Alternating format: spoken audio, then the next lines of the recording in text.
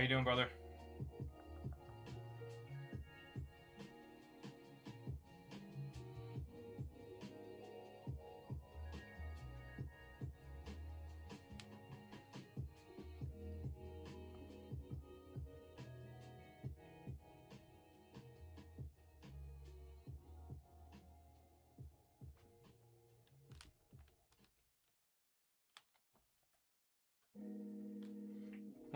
Welcome in, guys. Queue is open. We are open for business.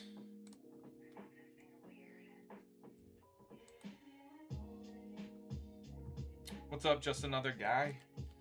How you doing?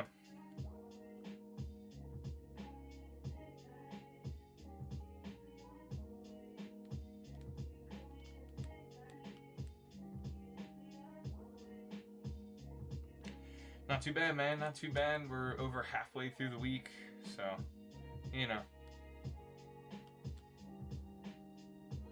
It's plugging along.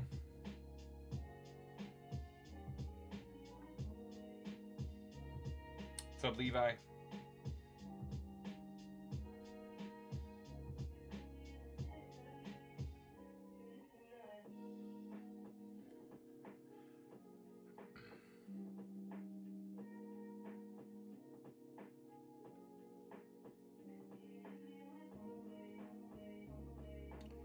What's up, Bernie?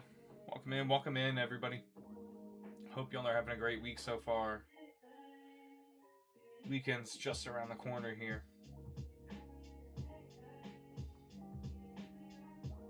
What's up, Ronnie? Welcome in, guys. How we doing? How we doing tonight? If you guys have any questions, go ahead, throw them in the chat there for me. Our queue is open. There's currently no wait.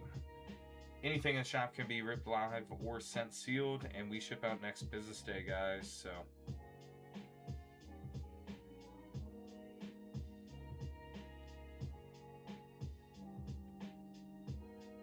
hey, appreciate the likes, Yordi.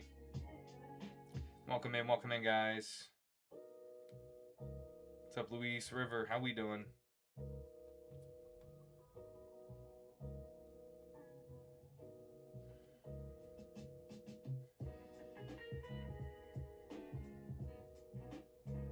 Hey, no problem. Just another guy.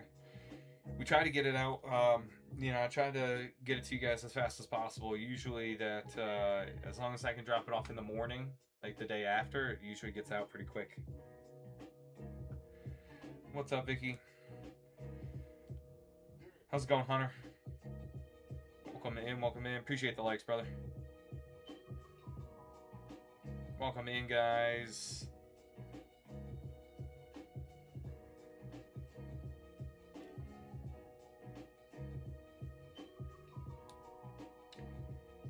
Feel free, check out the shop. Anything in there can be opened on a live or sent sealed, guys. So, and we ship out next business day. So anything ordered tonight will get dropped off at the post office tomorrow.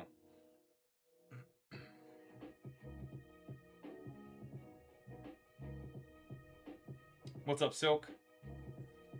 There we go. All the regulars hopping in. Appreciate the reposts. What's going on? What's going on, guys? And the shares. Appreciate you. How we doing, guys? Welcome in, everybody. If you have any questions, go ahead, throw them in the chat. Throw them in the chat there.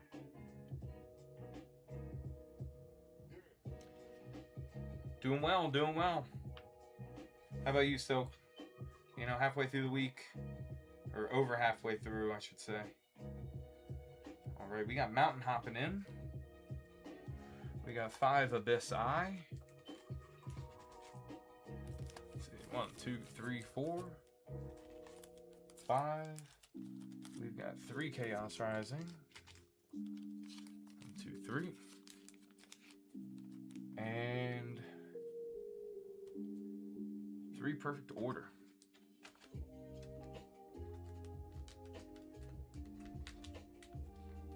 One, 2, and 3. There we go. All right, let's do the Japanese first, right? That's 5, 3, and 3. We ripping everything for you, Mountain?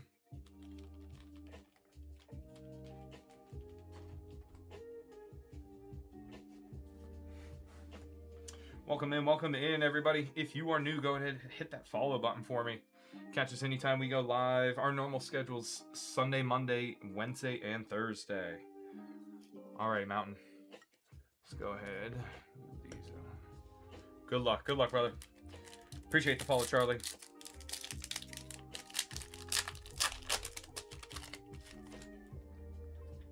Crushing on the likes, Hunter. Appreciate you. Mankey. Finizen. Sinistra.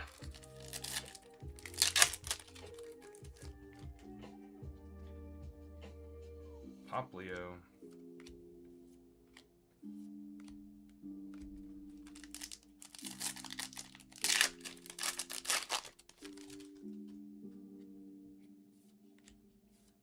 Goldine. Is that Excadrill? EX? Man, I haven't seen this one. It's actually pretty cool for an EX. Hey, appreciate the follow, Pedro. Welcome in, everybody. Appreciate y'all stopping by, checking out the live here. Feel free, hang out with us in the chat. Lantern, Sharkadet, Slowbro. Still have yet to see a Slowbro yet.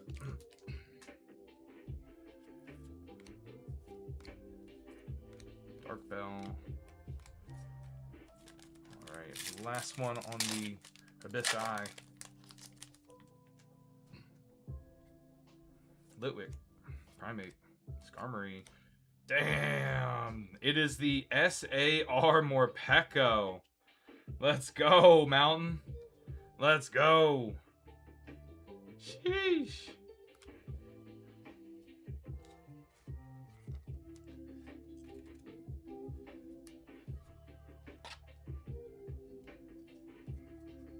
Bang.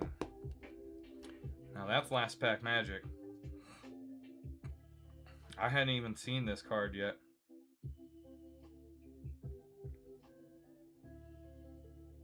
Beautiful.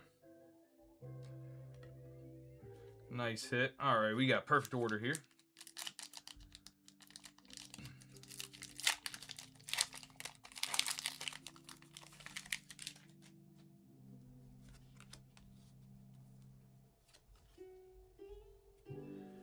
Gas Energy, Jolfossil, Servine, Mawile, Ghastly, Lumia City, Talonflame, Tarragon, Lumia Skillette, Luxray, and a Lapras EX. Alright.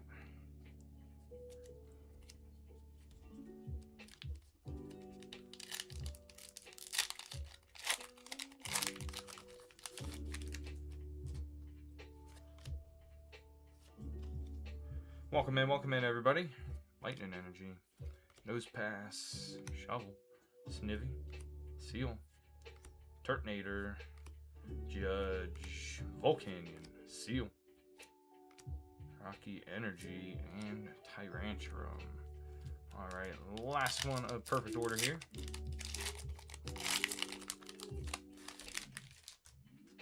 Appreciate the likes, guys. Man, over 2K already. Fire Energy, Salandit, Snorlax, Pokeball, Esper, Diggersby, Naveen, Volcanion, Reverse Spinarak, Reverse Shinx, and a Mega Zygarde EX. Okay, 2 for 3 on perfect order. Not too bad. Here we go on Chaos Rising.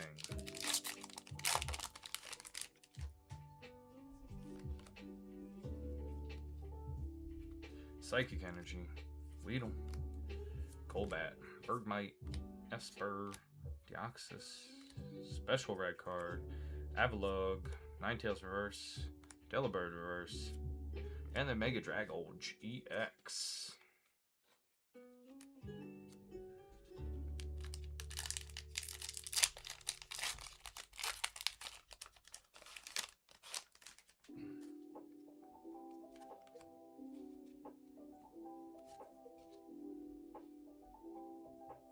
Metal, Qwilfish, Litleo, Baltoy, Froakie, Claydol, AZ's Tranquility, Ferrothorn, Skrelp Reverse, Xerneas Reverse, and Keldeo Hollow.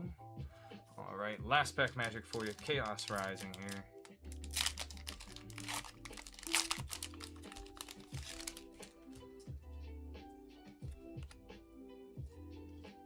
Queue's open, guys. Queue is open. Feel free to hop in. Fire Energy, Matang, Weedle, Golbat, Bergmite, Ninetales, Prism Tower, Metagross, Transformation, Mareep, and Goodra. Alright, not too much there out of Chaos. We did get the Mega Dragolge on our EX.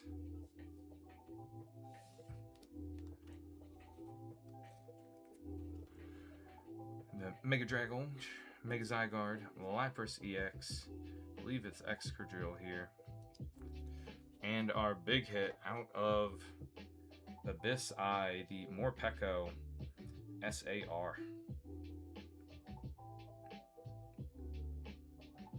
Very nice, Mountain. Appreciate you, brother.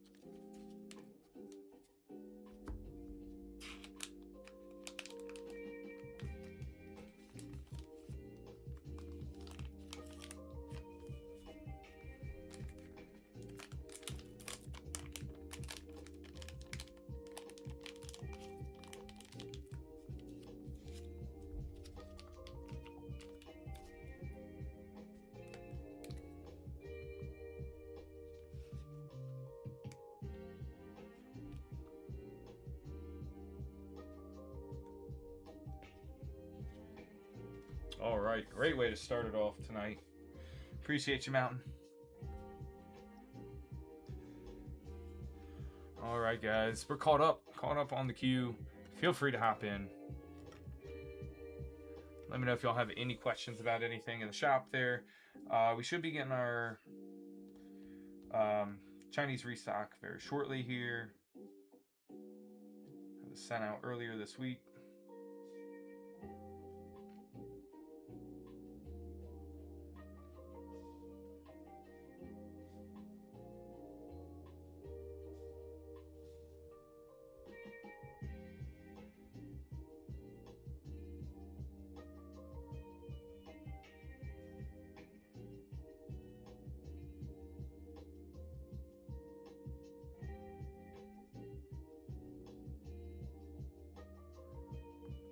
Appreciate the likes, guys. Crushing it. Over 4K already.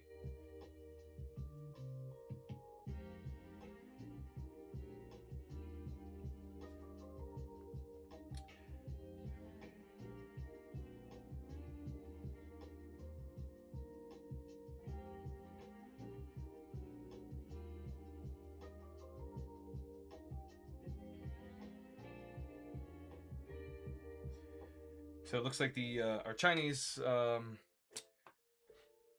restock, the first one, is due to arrive tomorrow. We'll have the second one coming in, but we're gonna have that be part of getting some of the Evolution set, which doesn't release till Friday, so that probably will not ship out until either sometime over the weekend or Monday. But we should be receiving that by next week.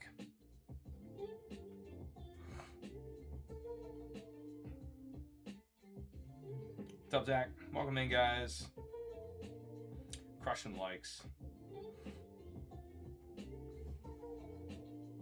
So yeah, like Gem 5, the Volume 1 set of the Chinese first partner promos, those products, those will be coming in. We'll be getting some of Blade Awakening. I think the jumbo packs are what's coming in. So that we might be Gem 4 restock with it. So Gem 4, Gem 5, Stellar Crystal, which is the set with the Surging Sparks, and Stellar Crown, Stellar Miracle. Not much, Zach. What's up with you, brother? We had some afternoon thunderstorms here. Bunch of rain, and then it went away. Strange day. It's always strange, like, up by me. Normally, we don't get thunderstorms until, like, nighttime, typically.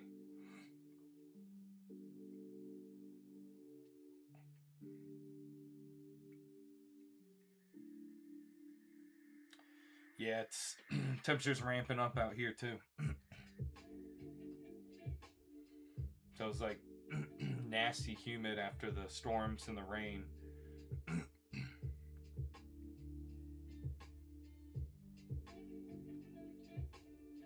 Just getting home. That's a long day, right? What's up, Bulba? How we doing, Victor? Welcome in, everybody.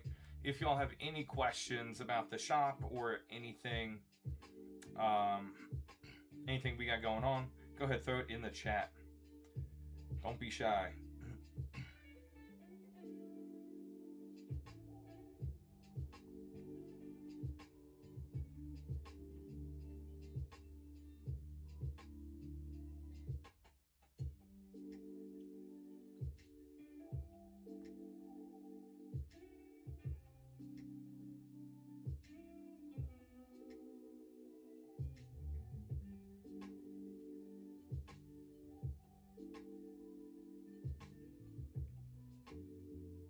Should have I recorded some more videos for some YT content to put out there.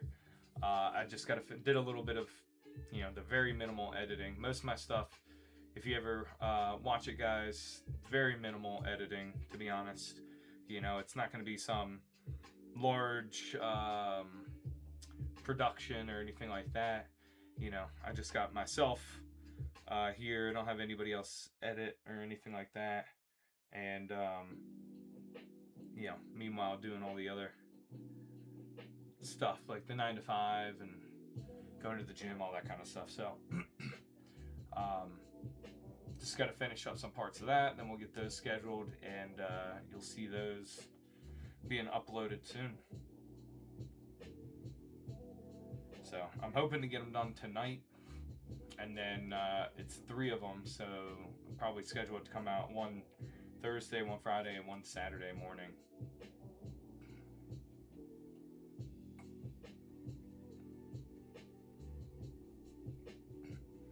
Damn, 6K with the likes already. Appreciate y'all.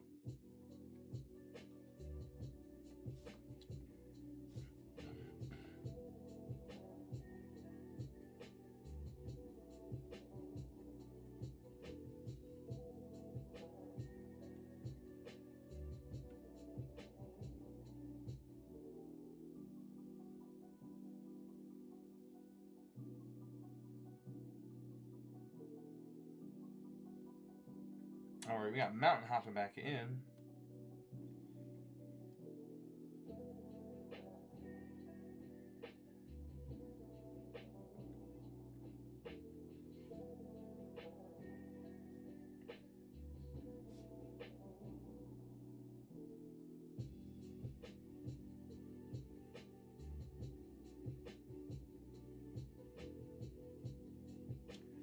Alright, that's 6 more on the chaos.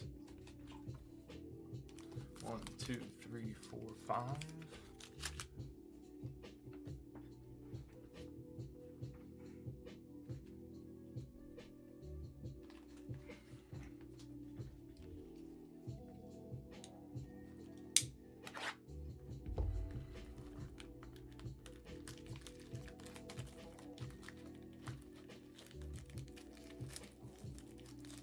Got you, brother.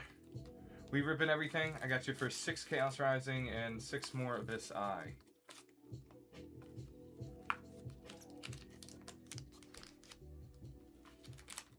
What's up, Oscar? Welcome in, guys. Welcome in.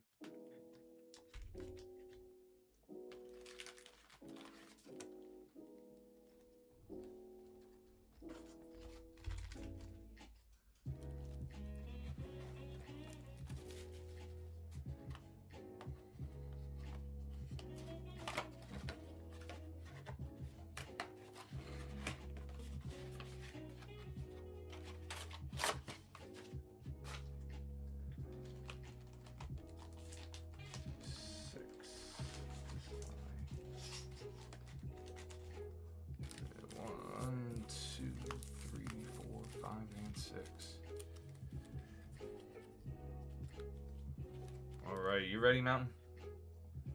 Did I pick the good cards? I hope so.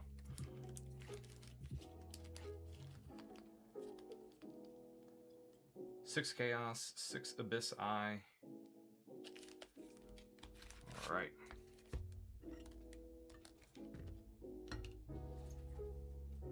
Good luck, brother. Stork, Bostiff.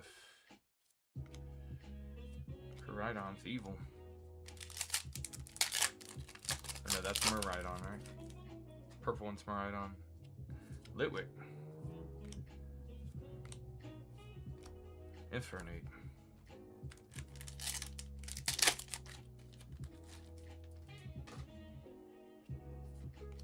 Sunscourge.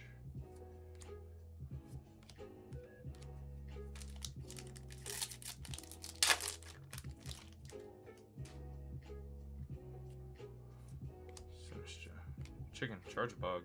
Hey, there we go. AR. I don't remember this guy's name.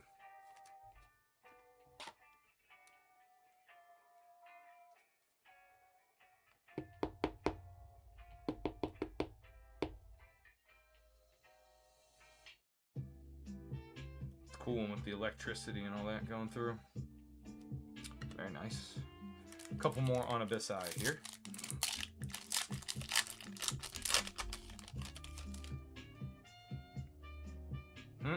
There's Jinx, Skarmory, Fossil, Palafin, kind of metal or badge.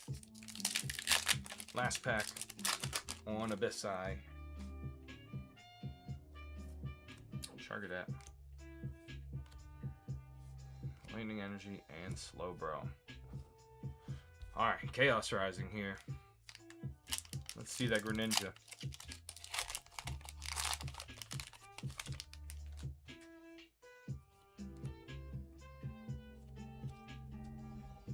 Dark Energy, Kakuna, Remoraid, Patrat, Vulpix, Philippe, Metagross, Meowstic, Pumpkaboo, Deoxys Reverse, and it's a Mega Pyroar Full Art. There we go. There we go.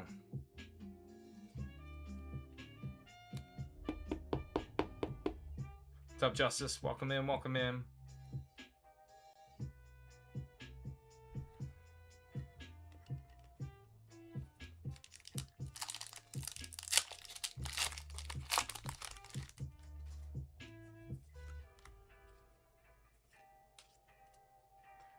Fighting Energy, Frogadier, Patrat, Skrelp, Quilladin, Emma, Garbodor, Great Hallnet, Reverse Stunky, Ferroseed, and the Crocodile EX.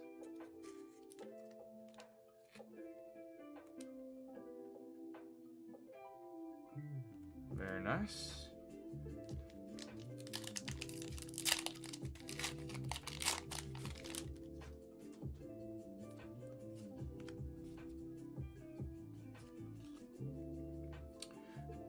Psychic Energy, Esper, Minchino, Chespin, Stunky, Great Hallnet, Tauros, Transformation Tome, Deoxys, Tauros Reverse, and Delphox.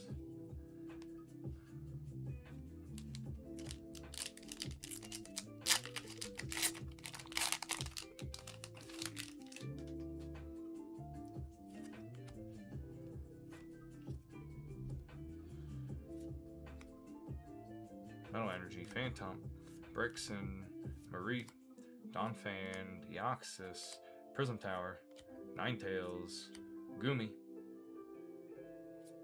the Claydol, IR, and Bubbly Energy behind it. There we go.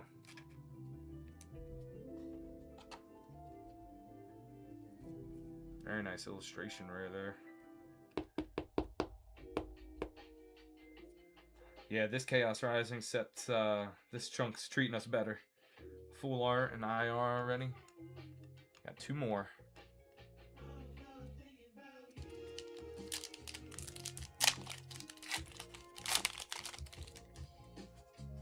I didn't do as well on the Abyss Eye. I did pull you the SAR the first round though. Grass Energy, Gumi, Frogadier, Patrat, Skrelp, Avalugg, Sudowoodo, Roxy's Performance, Reverse Remoraid, Bergmite, and Ampharos. Alright, last pack magic here for you, Mountain.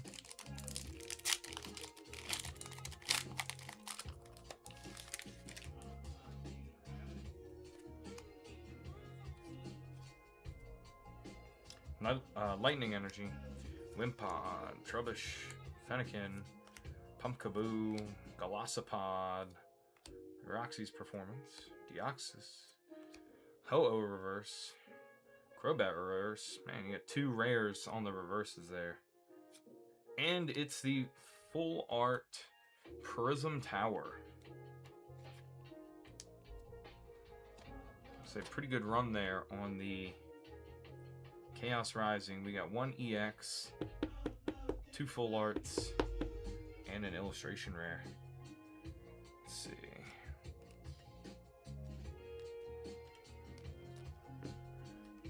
Alright, here's your hits, Mountain. We got Crocodile, EX, Prism Tower, forget this guy's name, Out of Abyss Eye, Claydol on the IR. I love the holographic because real nice. You get the light to hit it just right like this. Very nice with the purples and blues. And then your Mega Pyroar full art. Chaos Rising was a little nicer to us on that round.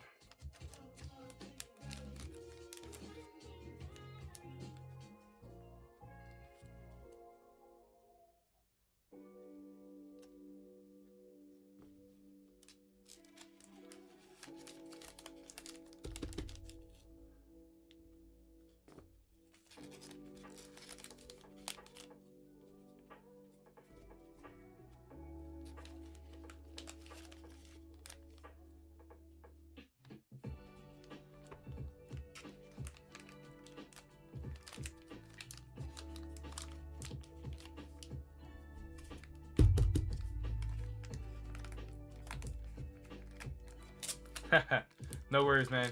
Appreciate you.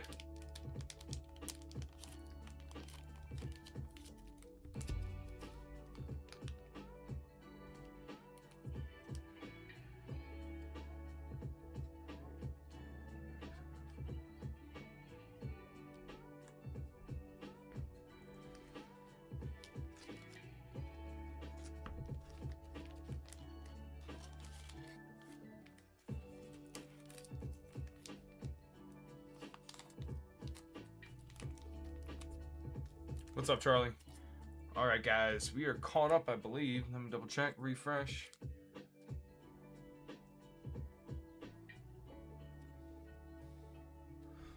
Yep, we are all caught up. Queue is open. Queue's open. It's going to be open for a while, guys. So feel free. Check out the shop.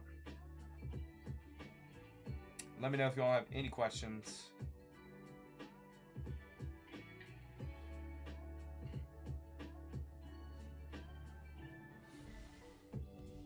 We've got, like I said, the Chinese product restock. That's going to have Gem 5 and I believe Gem 4 getting delivered tomorrow, along with some of that new set, the Crystal Crown, I think. No, Stellar Crystal. Jeez, Crystal Crown. I'm mashing it all up. It's Stellar Crystal, so instead of Stellar Crown, it's Stellar Crystal. That's going to have ones like the Pikachu from Surging Sparks SAR, the Latias SAR, which is a very cool card.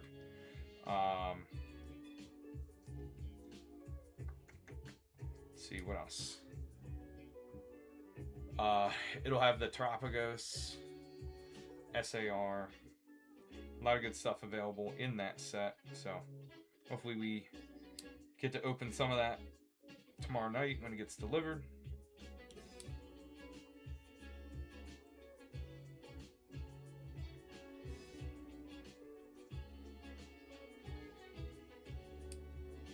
Which I believe I'm prepped for.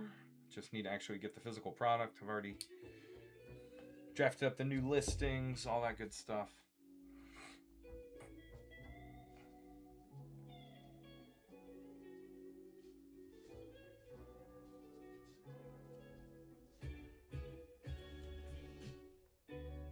Welcome in, Annie. How we doing, guys?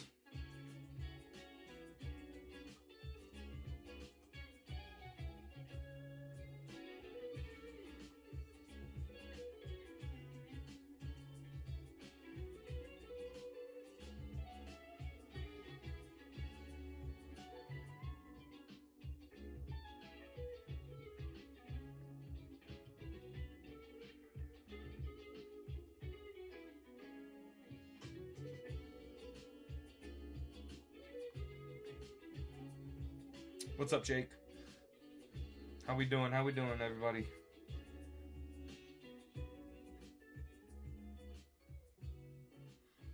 Did your stuff get delivered, Vicky? Did the giveaway package show up yet?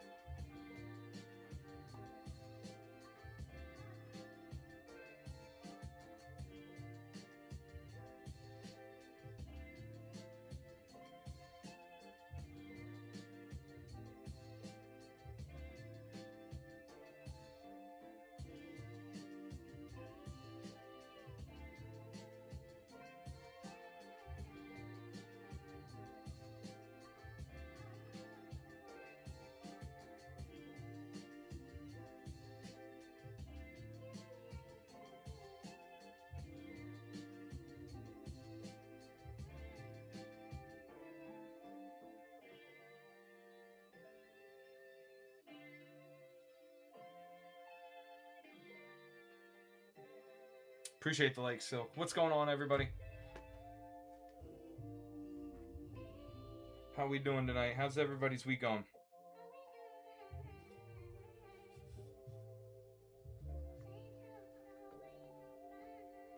You got plans for the weekend already? You starting to make plans? It's supposed to be hot and sunny. Hot and sunny on Saturday here.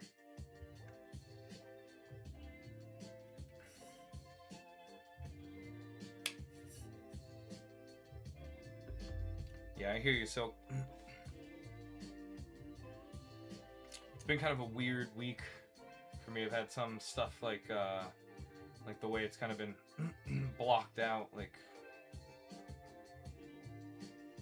so.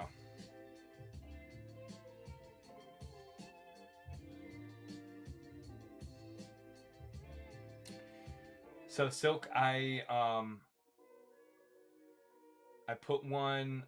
took one down, I'll put it that way. So I'll essentially at least have one aside.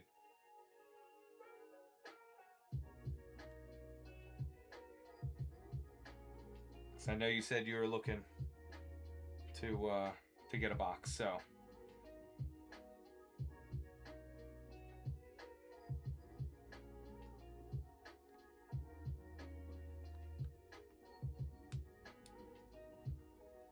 Yeah, no problem. So you just let me know when you're ready to buy. If Um,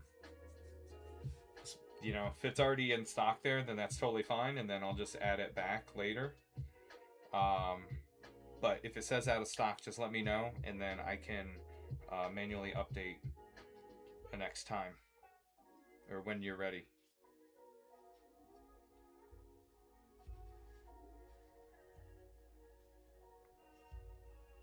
So, okay. Yeah, I might be live Friday. I'm trying to think. I might be. I'll definitely let you guys know. I'll definitely put a thing out on the story.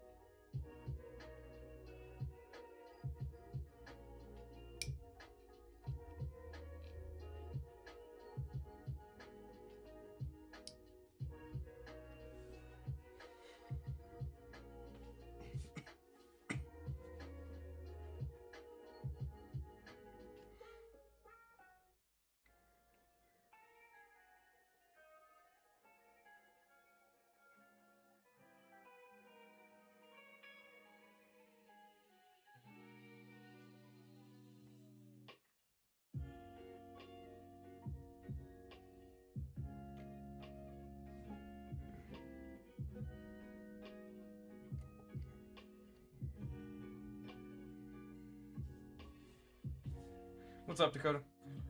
Welcome in, everybody.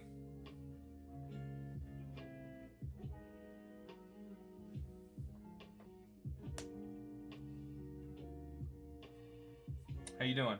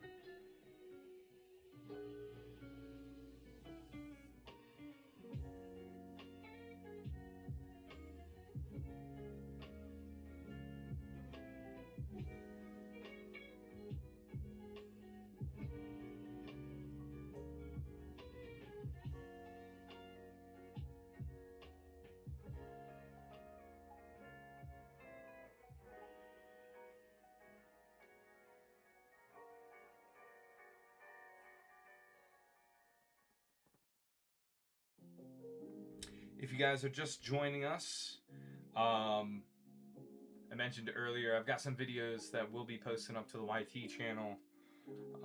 So probably have a video. I'm hoping to get that, hoping to have it done, have them ready to upload after our live tonight, and then they'll have them scheduled out to post over the next few days. So like Thursday, Friday, Saturday mornings. So if you're not already subscribed there, make sure to check us out. Same name, Scro Grips.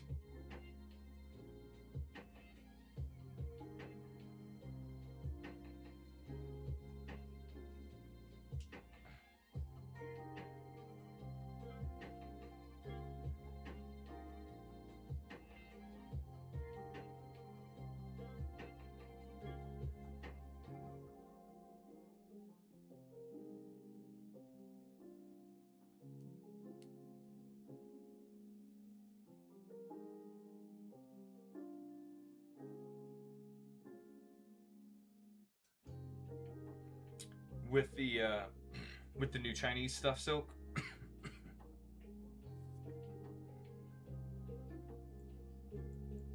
So I'm hoping to get that pre-order in also for the new Evolution stuff in after the live as well.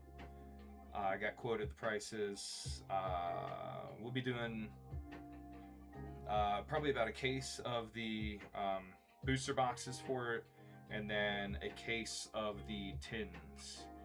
Case of those tins, which come with a couple packs and a magnet, as well as the collector's tin for them. So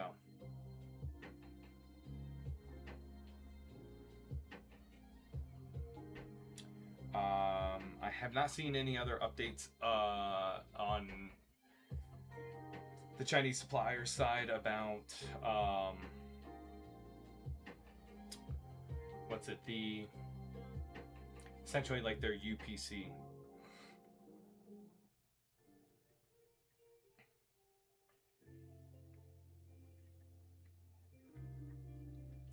Yeah, that doesn't surprise me. So I'm sure some people, maybe they have like a inside connection or something, but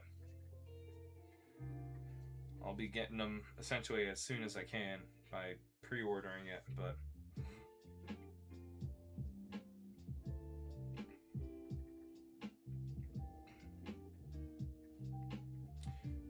don't anticipate my guy being able to get it, or at least being able to ship it out prior to June 12th.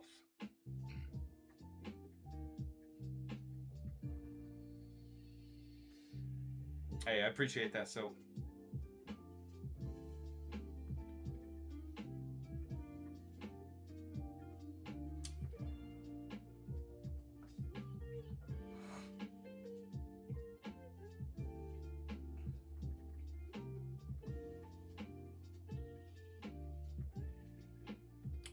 appreciate that, Dakota. Yep. I'll have to see with the cost of shipping and everything what exactly it's going to look like. He gave me initial pricing, but UPS does, or at least has been, charging an additional international delivery fee, which you know, I don't really understand that, but okay. They already charge extra. Like there's already a set amount for the, or a variable amount, I should say, based on the weight and size that they pay initially, and then they charge, because I'm in a certain zip code, they charge an additional surcharge, and then there's another fee for the international. Now the international one is not a standard one. It seems to vary a little bit, not a whole lot between each one, but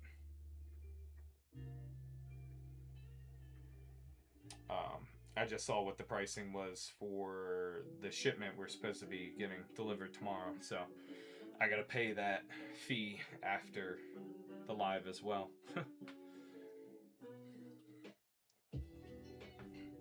Had to do that one time upon delivery too. The guy came to the door and was like, "Yeah, there's a X amount additional fee." I'm like, he's like, "We take check or money order."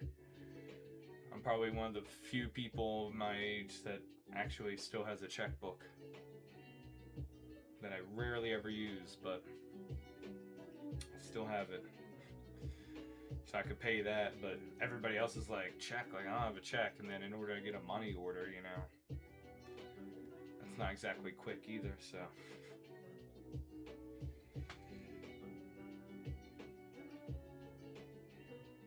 Yeah.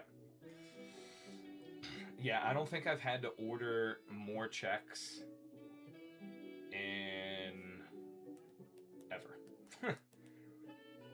I got like the initial checks when I opened my account, like the initial box of them or whatever, and I don't think I finished one booklet yet.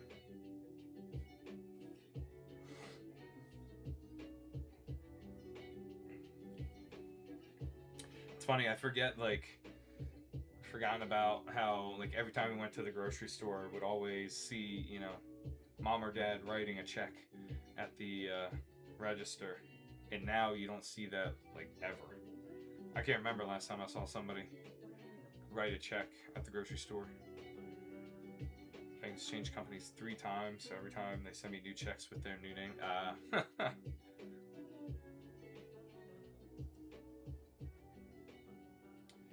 Yeah. makes sense. But I'm sure then you've got a bunch of checks that go unused since they're old names. It is interesting how that happens. So yeah, banks get acquired, they change names, all that. What's up, Queen? Welcome in, Sean. How we doing, guys? Welcome, welcome. Queue is open. Queue's open if you'd like to hop in.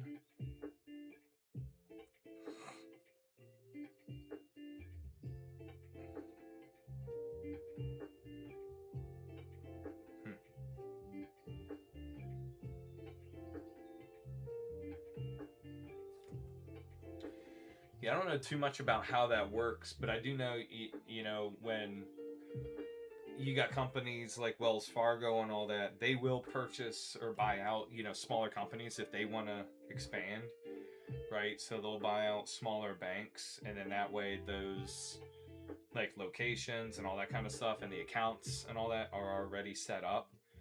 They're not just going out and like, okay, let's just open more branches of the bank. They're like, okay, we'll acquire other banks, and then that way, you know, you get all their assets and yada yada. So I kind of understand that point, but I'm not sure, like, if you're a small bank, I don't know why in particular you might sell the business.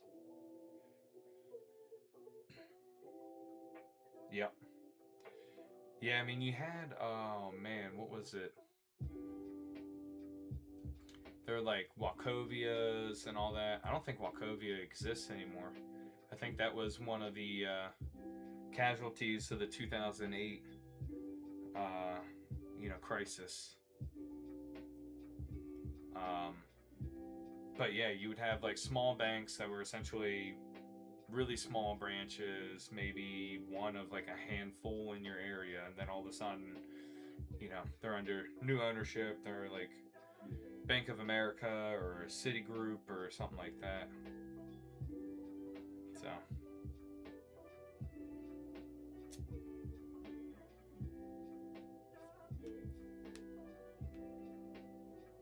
What's up, Ghost? How we doing, guys?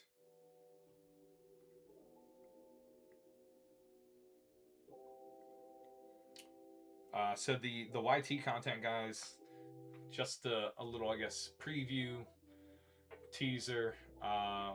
One of them's going to be about, if in case you're not aware of the whole Jason Page thing, or who that is. Jason Page is the person that sang the Pokemon theme song for the English version of the Pokemon cartoon.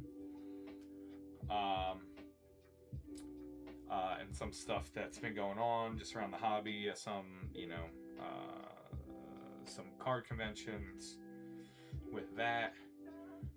Give a little bit of my perspective and kind of how I feel about it. Other videos going to be about the 30th anniversary collection and just kind of my thoughts. And then the last one will be a little kind of behind the scenes slash lessons learned, or a lesson learned from the business. So kind of catches all types of things there, you know, commenting on it from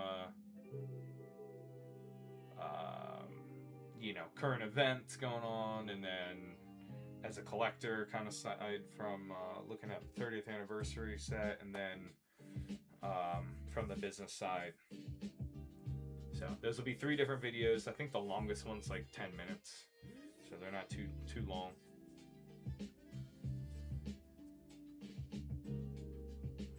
You don't need to watch them either. If you just, you know, background sound or background noise, something to put on, you know, maybe doing laundry or whatever, or doing the dishes, something like that. You do not need, I don't do any like real fancy graphics or anything like that requires you to really be watching. So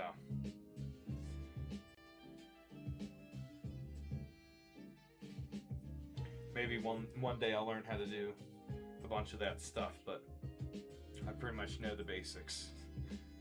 Be 100% honest. Guys are crushing all the likes, man. Over 8K already.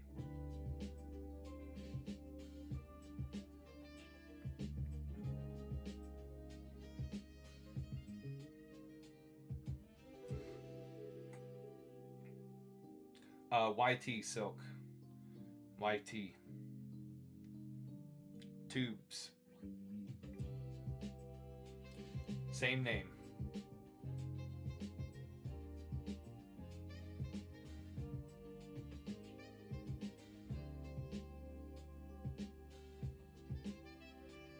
So yeah, got a little following over there. It's grown a little bit over the last 2 weeks, and by that I mean by like 3 people, which for me is a lot of growth over there.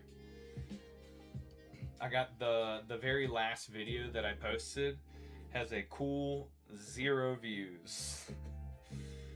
You know, it's crazy. I mean, most of them for a while, it's like, okay, I get somewhere between like 10 to 15 views.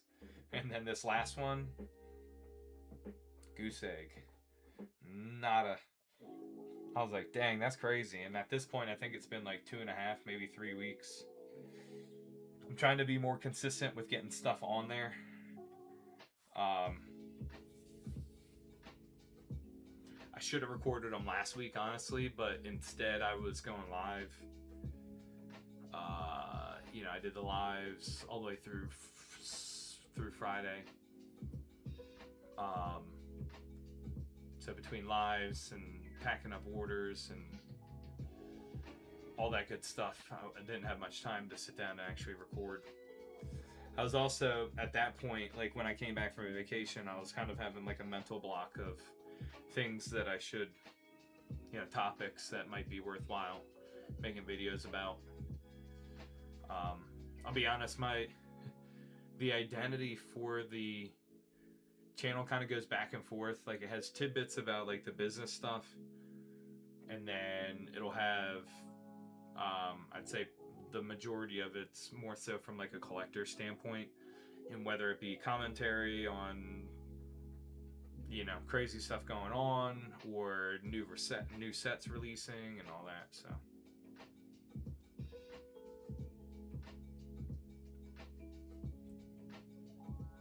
yeah, I'm still trying to figure out the algorithms there.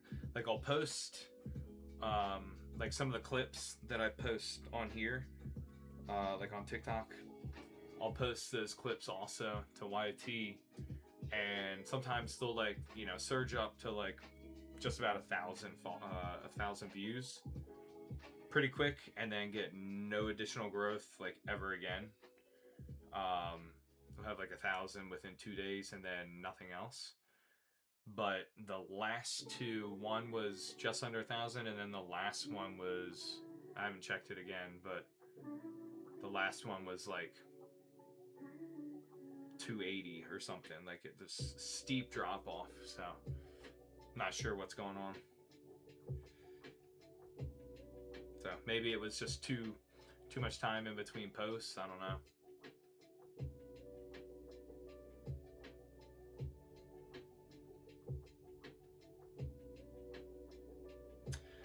Yeah, so not necessarily the same days, but I schedule a lot of them to post about like 10 a.m. Eastern time.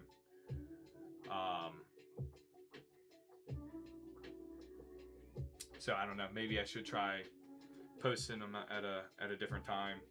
It's hard though, because if you post, right, you're posting different videos at different times. So then it's like, okay, was it the video's content itself that made it get a certain amount of views or a lack of views? Or was it the time of day? Was it the day of the week?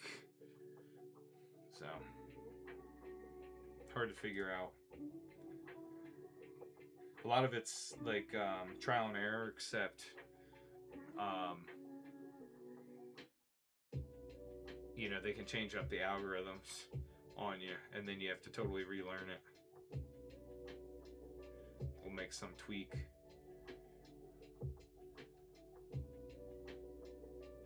So But yeah, I can for sure try. Maybe I'll try posting shorts at a different time of day and see how that does on YT. Seem to be fine on TikTok.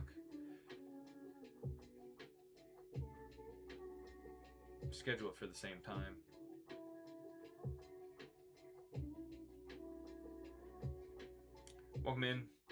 Welcome in, guys. Is it Junior Reen? Generally starts reading it better if you post at the same time. Yeah. So maybe I'll stick to the same time. And I'll just keep doing that. Try to stay consistent. That's the big thing for me, is like putting the videos out consistently. Try to do, my goal's like when I do it to do about 3 a week. Because usually I can kind of like wait a little bit in terms of like gathering topics and that kind of thing, and then record 3 of them kind of back to back.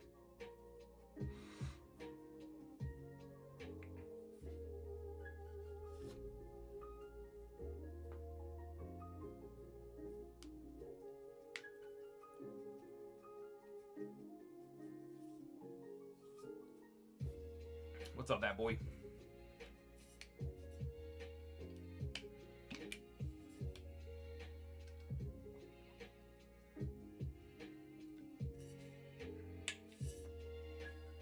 Yeah, you know, I've watched some videos out there, like if you know of Gary Vee and all that, was sleeping on a textbook to absorb the knowledge actually worked. Yeah, that would be awesome.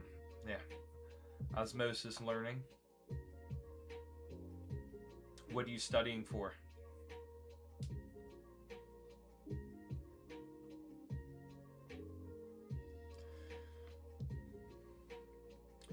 Usually what happens for me is I end up sleeping because I'm reading the textbook, and then my head ends up on it.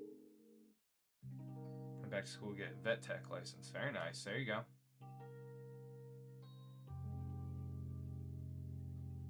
It'll all be worth it. What's up, Ruben? Yeah, I gotta.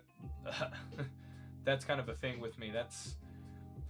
There's a couple different reasons why I don't read a whole lot, but even if I'm reading for fun, like reading puts me out. Reading can put me out, especially in the evening. I'll get through like 3 or 4 pages, and then my eyelids start to get heavy, and I start having to like reread things. I have to keep going back because I'll like nod off in the middle of it and not remember where I was. So it was real bad when I went back for my master's. What's up, Jason? Welcome in, brother. I'd be there like sitting on my bed because I didn't have a great place to actually sit down. Like I didn't have a desk or anything to sit and study and read the textbook and all that. So I'd be sitting on the bed reading the textbook, and I just nod off repeatedly.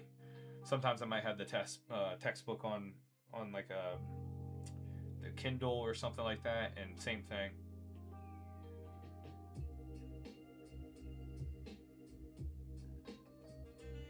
Yeah, I've bad reading retention. I got a little bit of that ADHD, and I didn't know it for the longest time, especially not in like a learning environment. And it's extremely difficult for me to focus on reading. I can get into like a few pages, and then my mind starts to wander and starts to think about other stuff while my eyes are still moving across the words, and then I don't retain anything, and I have to go back. Take up the living room and couch, so I have to wait till my son's asleep, and then I'm tired. Yeah. Yeah, I bet. Especially because you put him to sleep, and then you're like, okay, you're used to it maybe as a routine, being like, okay, now I can decompress, but then you're like, okay, now I gotta clock back in mentally, and it's hard to switch gears like that for sure. Yeah, I don't have any kids, but when I was doing the master's thing, I would do it, you know, I'd work the 9 to 5, go to the gym, eat dinner, you know, shower and all that. And, you know, most people, that's the routine to go to bed. And then I had to then, you know, start studying, right? Do whatever work, you know, read the articles, read the textbooks, make posts on Blackboard or whatever it was. So I got my master's. It's technically it's an MBA in economic crime and fraud management. Sounds super fancy, and no, I don't really use it in my job. I mean, I kind of do. Like, I work with money, like keeping track of it and kind of managing it and all that kind of stuff. But so sometimes when I have to do like the analysis of things, patterns kind of like pop out to me and that sort of thing. But that's more what I was trying to do, is use it to be sort of like an analyst of like finance or something like that. Didn't end up going down that path. At least not yet. All right, Jason, we got 6 Abyss Eye for you. Or 7, sorry. 7, yep. I don't know. I was looking at different order that had a bunch of 6s, that's why. 7, 7, 7.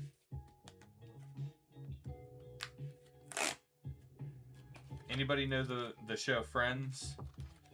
Or know the significance of 7 and saying that repeatedly?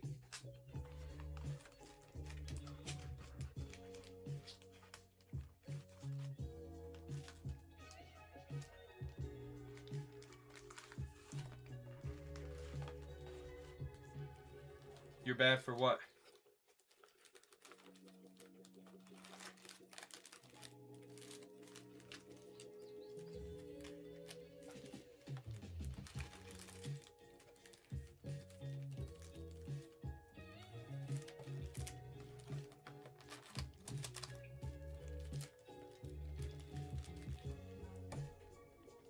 All right, Jason, we got 7. Oh, no worries. 1, 2, 3, 4, 5, 6, 7.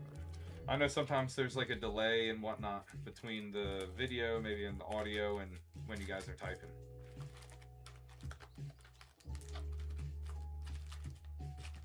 No harm, no harm.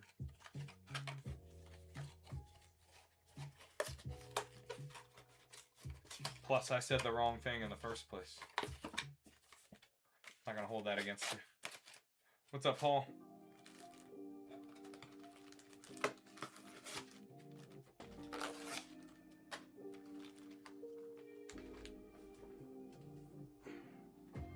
All right, 7 packs, right? So double count: 1, 2, 3, 4, 5, 6, and 7.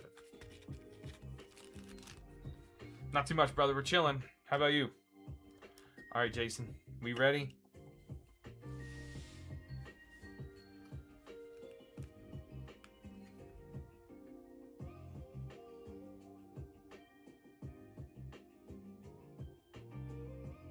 All right. Good luck.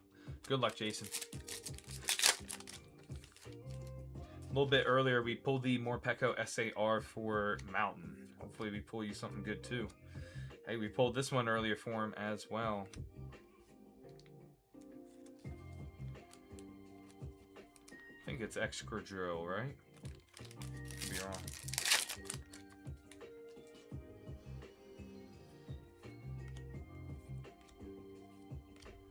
Seaking, Marshadow.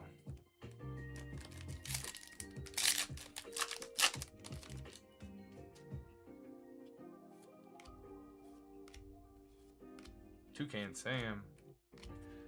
Badge there. Come on, Abyss. Skarmory. Wailord EX and Relicanth.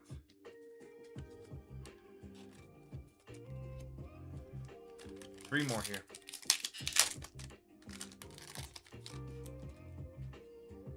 What's up, Rose? Ricky. Mankey. Stork.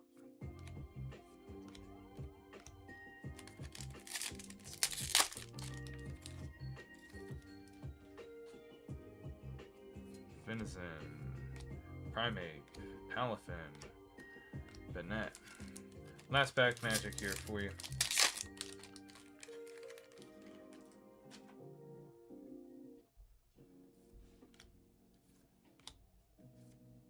There we go. AR. We pulled this one in the first full box we opened with the connecting SAR. Dark Bell behind it. I don't remember its name though.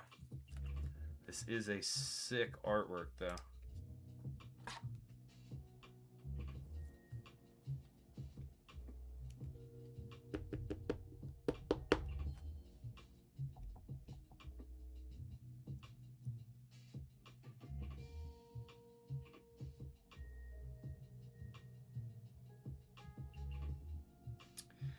I don't know, Jason, to be honest. I couldn't tell you the names, so I don't even know how to look it up. But it's cool because this one connects to an SAR in the set, and they make a larger picture when they're connected here. So I'm sure there's a little bit of value, at least just because of that. So you need this AR to connect with it and have it on display together. It's a trainer SAR that it goes with. So, very nice. And we got you the, I believe it's right, the Wailord EX and Excadrill EX. So 3 hits out of the 7 packs. That last pack magic saved us, giving us the AR. I actually, to be quite honest, chat, I haven't looked up the value of any cards in Abyss Eye at all. Like, I have no idea even how much like the Mega Darkrai is going for or anything.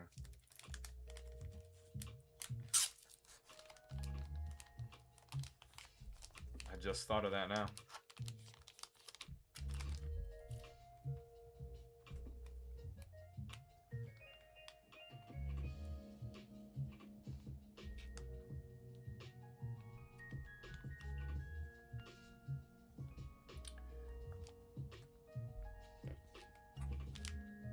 Appreciate you, Jason.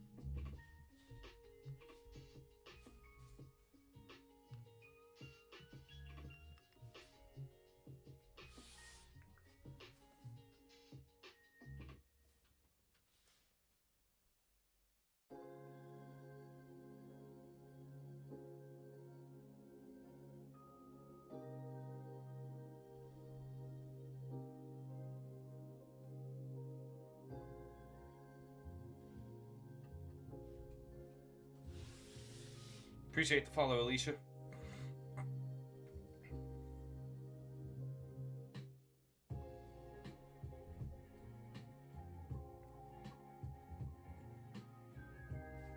What's up, Patrick? Welcome in, welcome in. How we doing, guys? Queue's open. Queue's open. We're caught up, and no wait. Currently, no wait.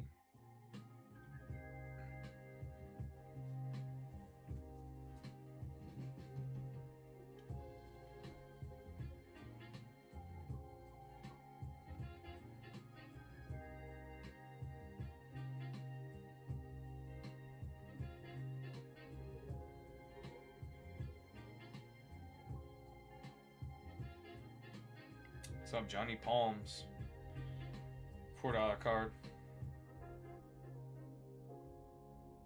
Gotcha.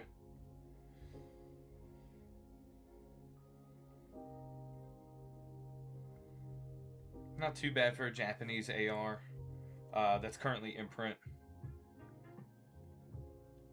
Savali. Silvally.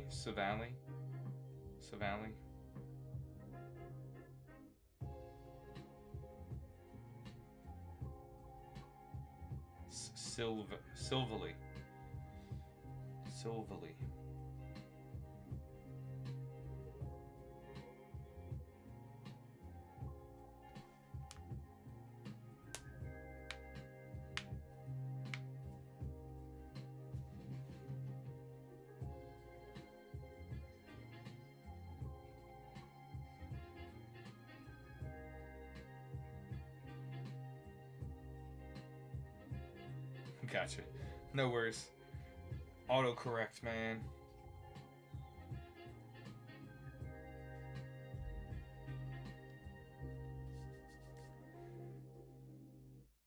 Yeah.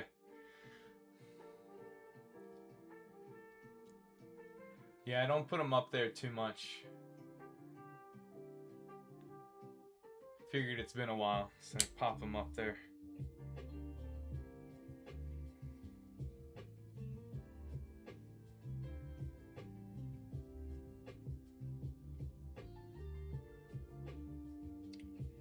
Try to catch people's attention as they're, you know, scrolling through and whatever.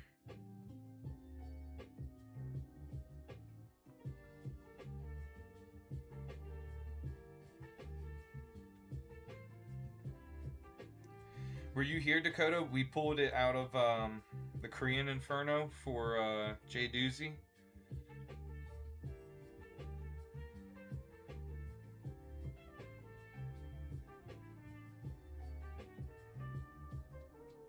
Oh, yeah, we pulled it for Jay Doozy. That was either like the day after or just like the next live after we had just pulled him the Mega Gengar out of Korean Mega Dream too.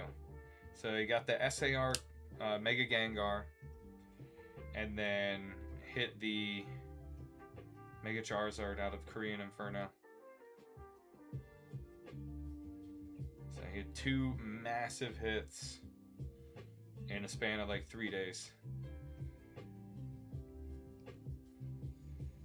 And not even a big, it wasn't even a full booster box. I think he got like 11 packs of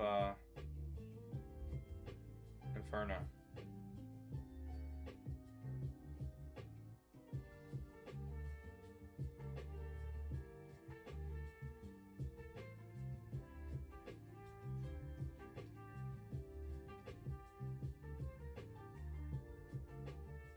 Yeah. Yeah. It's crazy lucky, for sure. It's not like we were tearing into a bunch of the stuff either. So it's not like I've been through a ton of the Inferno boxes. That was still the first box that I'd opened for individual packs.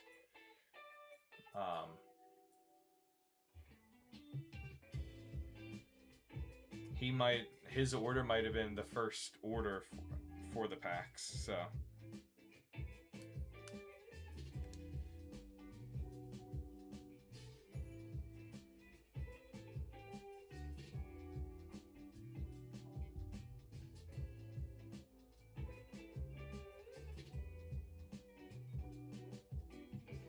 Yep.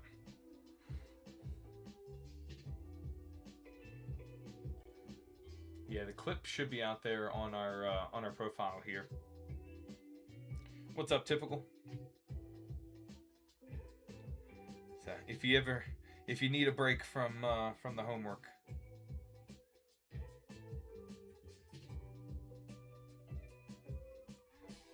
I don't know what happens with my brain, but anytime we pull like one of the big chases, I just like pause.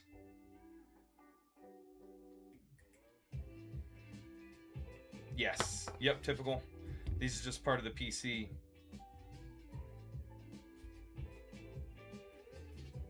English Mega Charizard and the Japanese.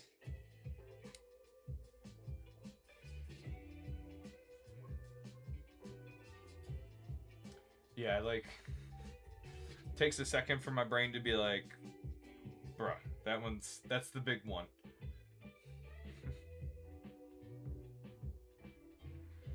I think part of it too is like with streaming, I learned to kind of pause between going through the cards and taking a look at the screen and that kind of thing. So like my attention's kind of divided.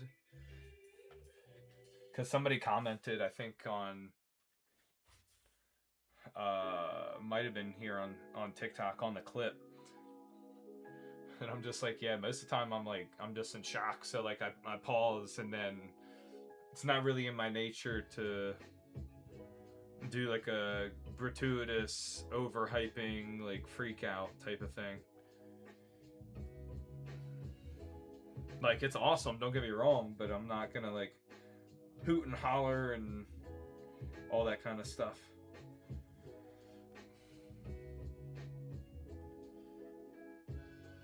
I always see those on like the WN advertisements that always pop up on YT, you know, while I'm watching other videos or something. These guys are trying to hype up things like that aren't that big of a deal.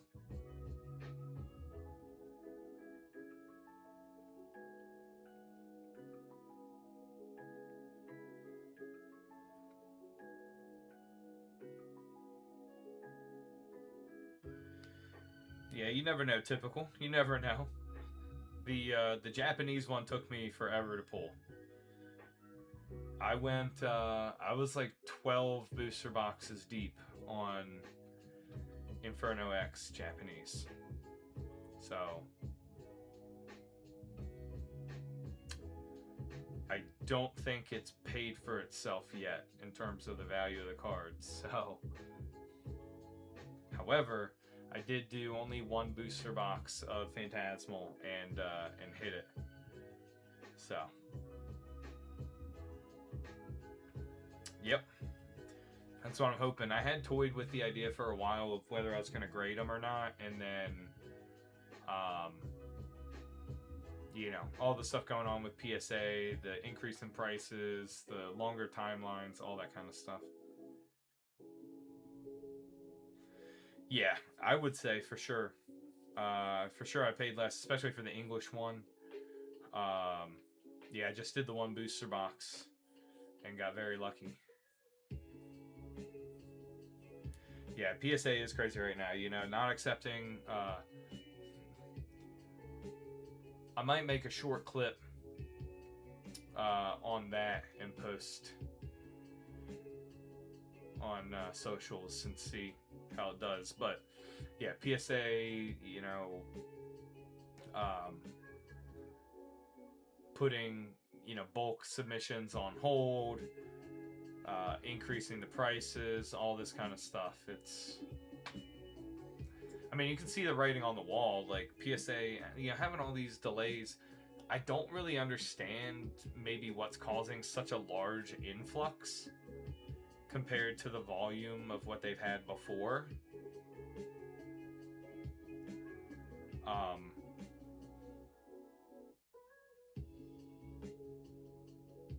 You know, I get it from a standpoint like GameStop started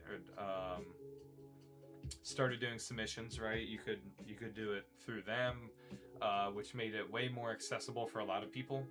There were a lot of like local game stores or game shops or card shops that would do submissions, right? They would set a deadline for submissions that they're gonna send off. Typically, if they do that and they have a certain membership with PSA, then you know, they get better pricing. But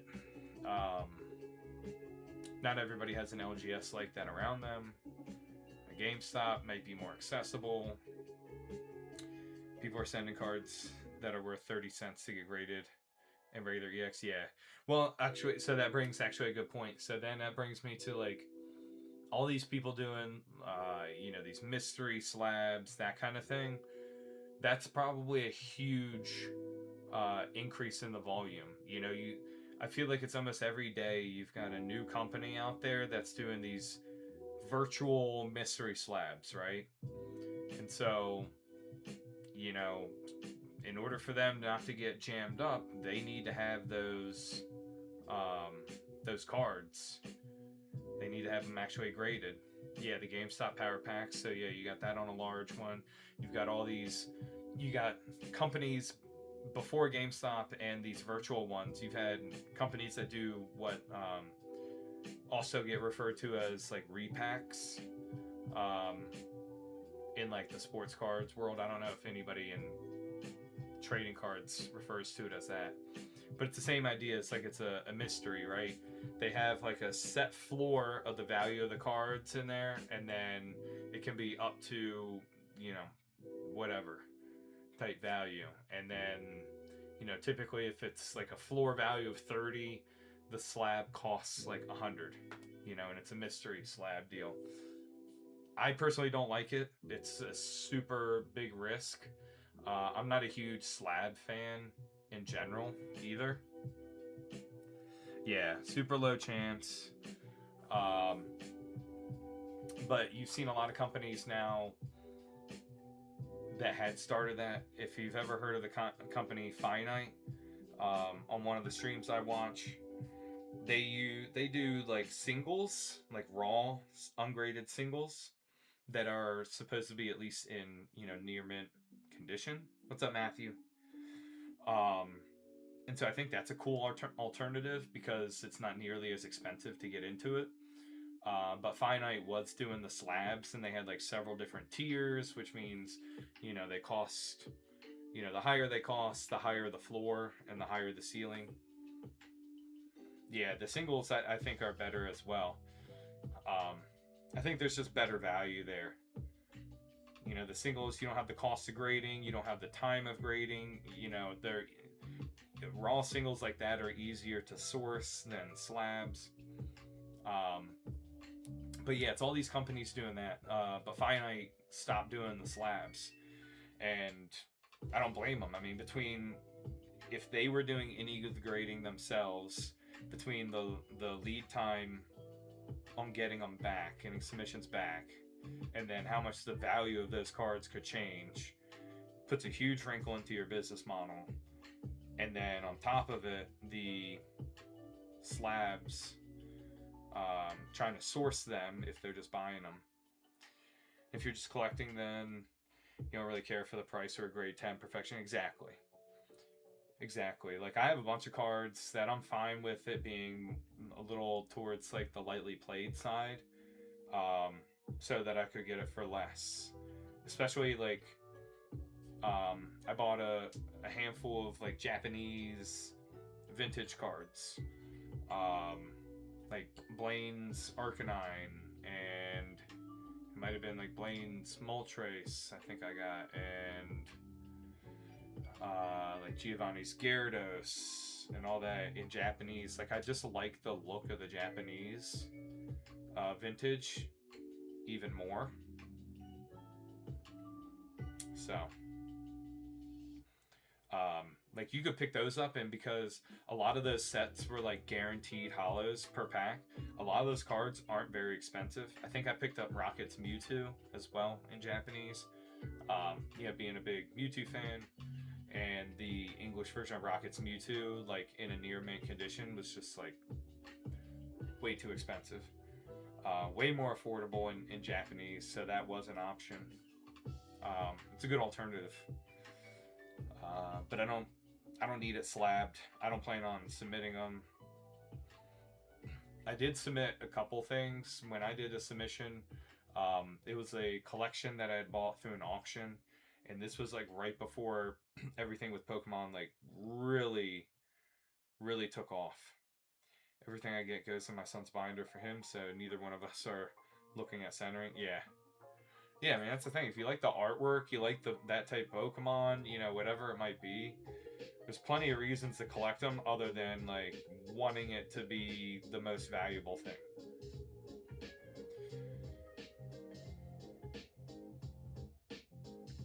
I just thought like the artwork for me on the Mega Charizard, that's why I was so intent on pulling it.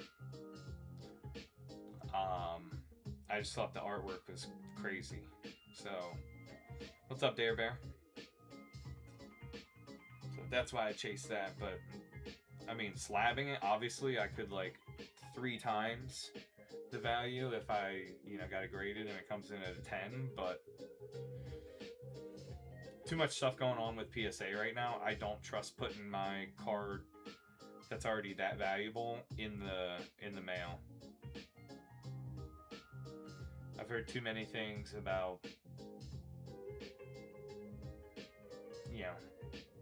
cards getting stolen throughout the mail, like they get their submission back and the box is empty, or it's cards that were the cards they left aren't worth anything because the delivery people probably actually knew what was worthwhile.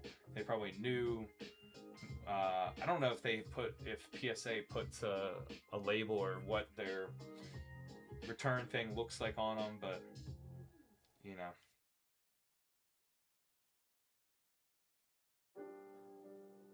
Exactly, he got the all black Zekrom, and I heard it was expensive, so then I was like, yeah, it's super expensive. Is it the English one? If it's the English one, I mean, that bad boy's gotta be towards, like, I think around 500. Want the Red Victini? Yeah, Red Victini's big time, too. That's even more rare. Yeah, the English one? Yeah, crazy. That's crazy valuable, for sure. That's when I think Pokemon started getting it right as far as having, like, I like the Zekrom SAR. I think the Zekrom and the Reshiram SARs are pretty decent. I think the Zekrom SAR or SIR is better than the Reshiram. Still been waiting for mine. I put in for some slabs back in March. Oh, I got you, Jason. I haven't heard that happening recently, Jason. I've just heard anecdotal perspectives. I've heard some stuff out there. I can't say how legitimate it was. I mean, they said it was them. It was their shipment, and then they got it back. And I've seen stuff of people posting it where, they received their slabs back and it was damaged and all that kind of stuff. So, the only submission I ever did went fine. That was 2 years ago, though. It was not this crazy back then. I just can't imagine, like, with how much volume they're getting, like, how are they keeping track of everything? How do they keep track of everything? The amount of submissions have to have gone up exponentially. Yeah, and a lot of those, like, repack companies and all that, what they're selling is so worthless. I mean, you get, like, they're legitimately grading EX cards. I'm like, why are we doing this? Okay, cool, like, you can grade an EX card, and sure, it goes from, like, a $3 card to, like, $30. So, yeah, in grand scheme of things, okay, that's a 10x return, except to pay to grade it, you have to pay, like, $20. So why are we doing this? Oh, the vending machines, like the, gosh, I forget the names of them. I keep seeing it pop up in social media about, like, oh, like you would just submit it through a vending machine?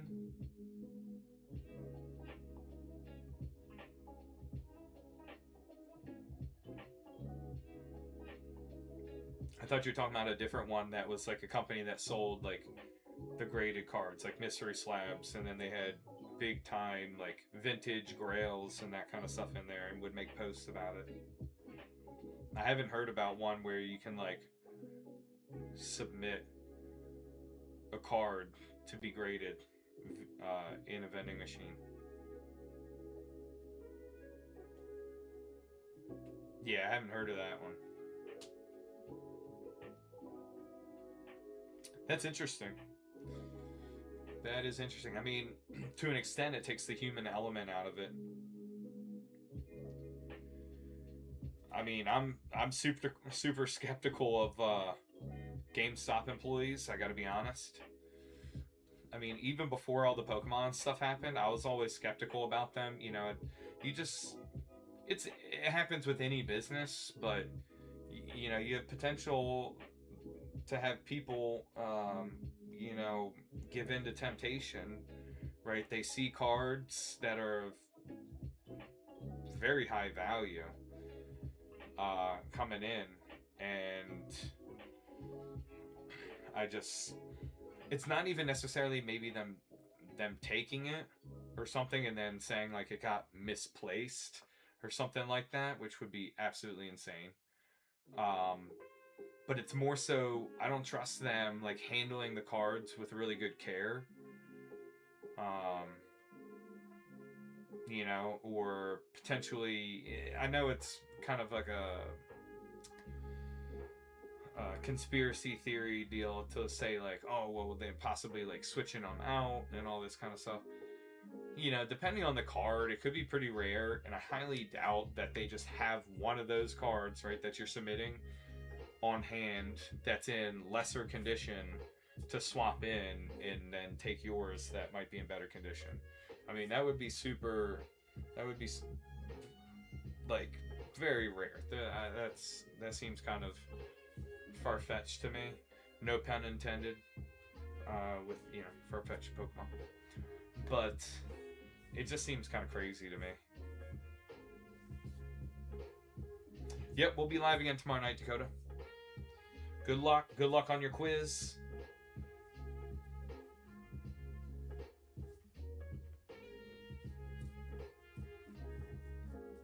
So I just don't like PSA either.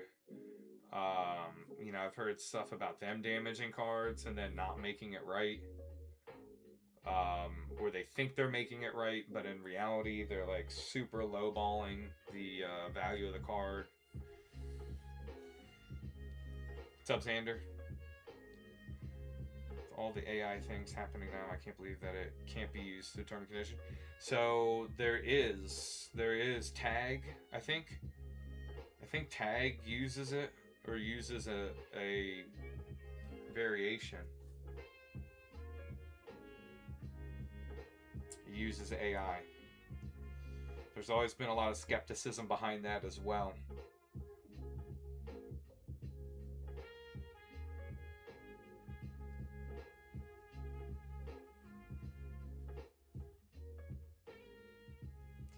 And for some reason, it hasn't caught on as much, at least. You know, PSA has such a hold on the market.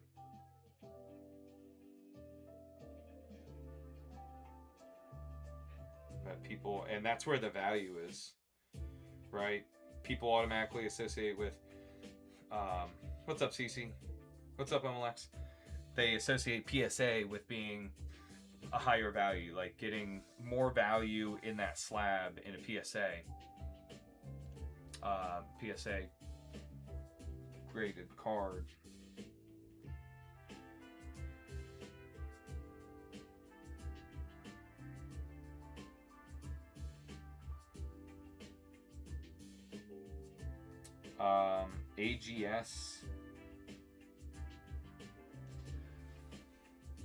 AGS, which isn't nearly anywhere as popular.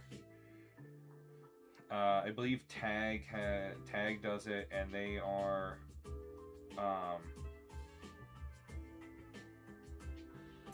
yeah, it says they have multi-patented grading and authentication technology. The biggest thing, like, I know people like the look and like the design of tag slabs, but the knock on them is that the slabs seem to be really flimsy. Like they bend very easily, which then makes it more possible or more likely to break or crack. And then if that happens while your card is in the slab, obviously that can cause damage to it. So if they were to improve the quality of the slabs, they could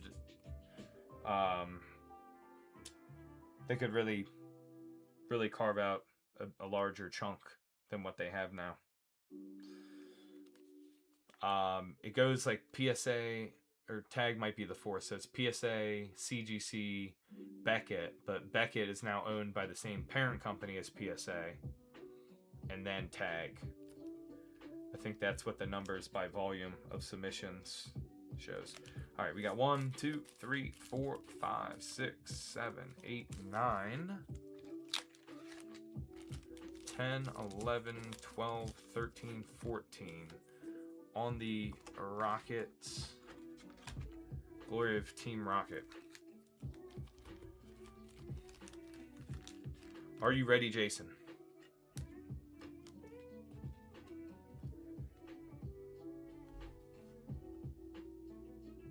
What's up, Dittos? All right. Good luck, Jason. Good luck, good luck. Glory Team Rocket here. 14 packs for Jason. All right, we got Meowth, Rotom, Nidoran, Rocket Pokeball, and the Regirock EX.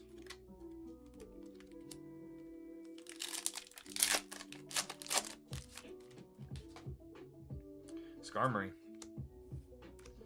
Nidorino, Murkrow,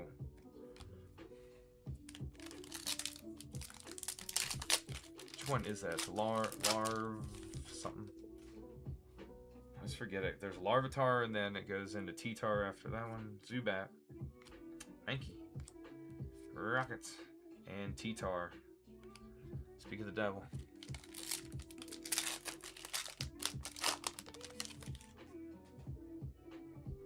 What's up, Lenny? Fire Chicken. Golbat. Hypno.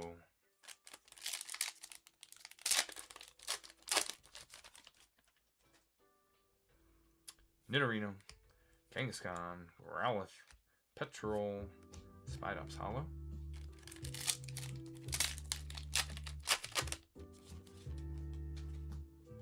Ekans. Primate. Weezing. Rockets Kaboom.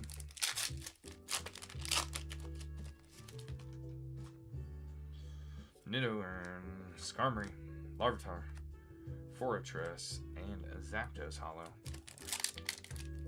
Just one EX so far. Come on. Come on, Glory. Drowsy, Raticate, Growlithe, Arcanine, Rockets Transmitter, I believe.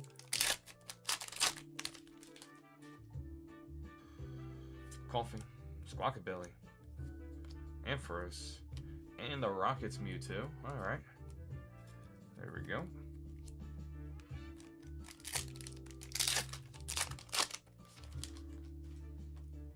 Little birdie.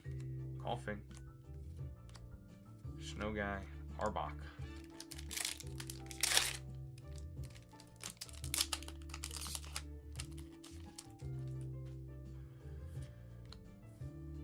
Clamperl. Porygon Z. Blaziken. 3 more.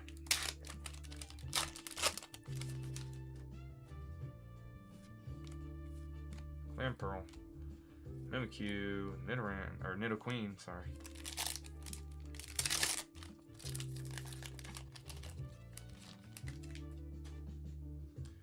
Drowsy. Mareep. Articuno Hollow.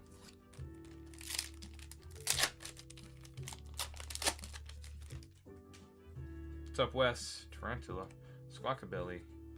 Primate. Or not Primate. Mankey. Golbat. Jeez. Oh, flip. Alright. That was brutal, Jason. That was brutal. I got you, though. Alright, from Korean Battle Partners.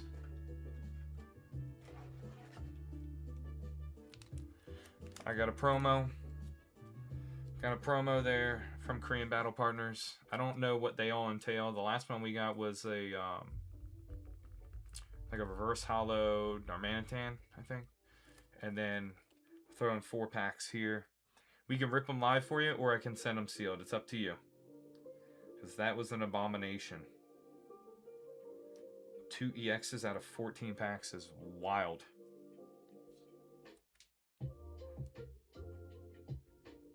Want to rip them?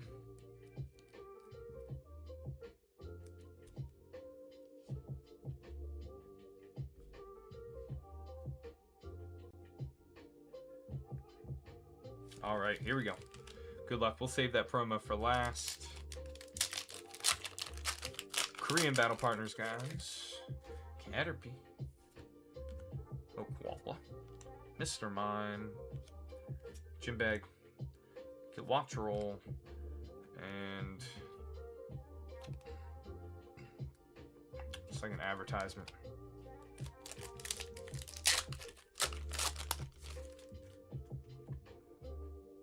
Darumaka. That is a lay. They made a lay of Pokemon. Sandaconda's original form. Oh, that's the big panda.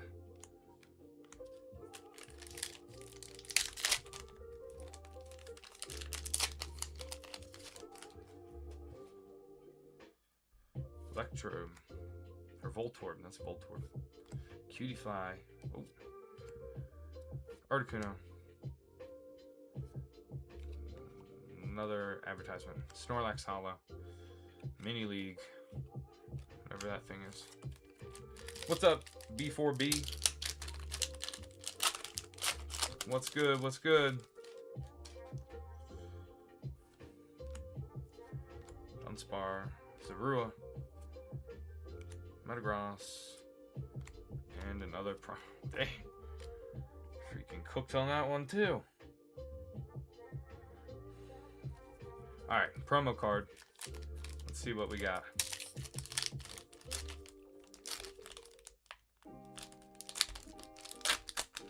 Ooh, let's go. Let's go. There it is. Iono's Wattrel AR.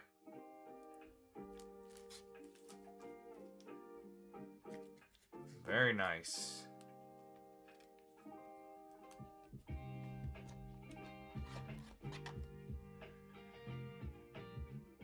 That's what we were looking for.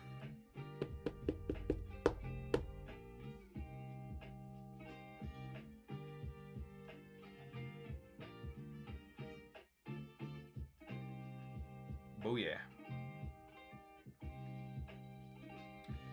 And then you can tell, guys, the way it's a promo, at least for Korean, it literally says promo. Like normally in English it would say like black, it would have the black star or whatever, and then it gives you the numbering. I feel like they just did like a running number and it's like Scarlet Violet. SV for Scarlet Violet promo. Very nice. Alright. Rocket's Mewtwo, Regirock EX, and Iono's Wattrel promo out of the Korean Battle Partners. I'm glad we at least hit something out of there on the Battle Partners. No problem, brother. No problem. I don't like seeing you guys get, you know, brings me no joy to see you guys get cooked. And, you know, if I have the ability to throw something in for you guys, then I will gladly do so.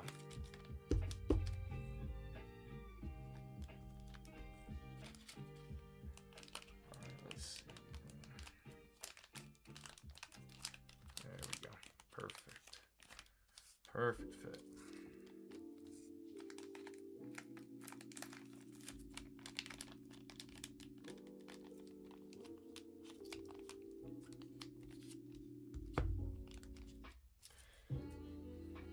$14 packs of Rocket and just 2 EXs is crazy work.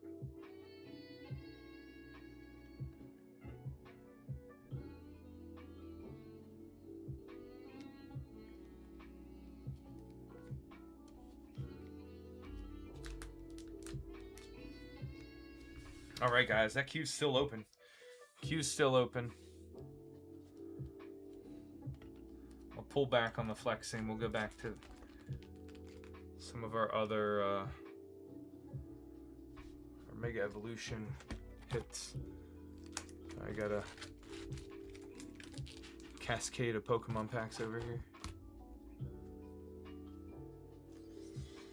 Yeah, that was one of the worst runs I've seen on Korean or Japanese type set, right, where the booster box has 30 packs and you did dang near half of the box and didn't get a single AR. It's pretty whack. Pretty whack. What's going on, Luis? Welcome in, guys. How we doing? Queue's open. We're all caught up, so there is no wait. If you'd like to hop in.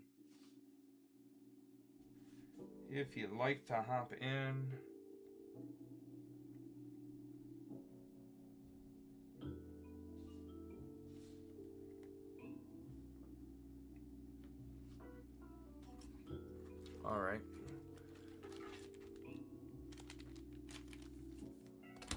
Four packs of Rocket for you, Donna. Hold on for a second, Jason. Don't hit the buy button yet.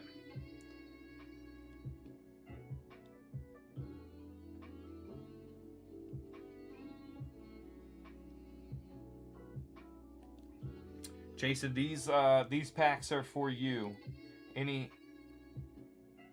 These packs are for you, brother. So, courtesy of Donna in the chat, who also happens to be my mom. So, let's rip these bad boys for you. See what we can get. See if we can do better than the 14. Nidoran, Rotom, Meowth, Houndoom, and Pearl's Evolution.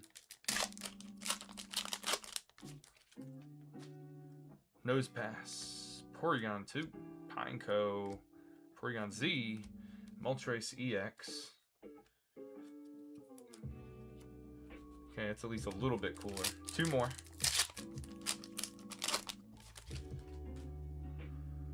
Nosepass, Rattata, Fire Cheeky, Rocket, Metachan. Alright, last pack magic here.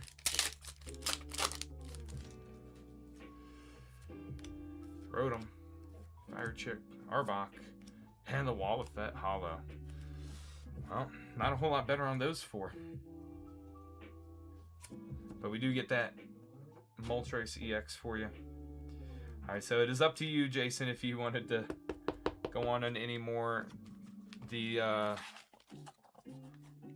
last of what, 1, 2, 3, 4, 5, 6. We got 6 packs left in that box, and that is all the Team Rocket we have right now. All the other boxes sold out. Somebody, I think, placed an order Monday before we went live.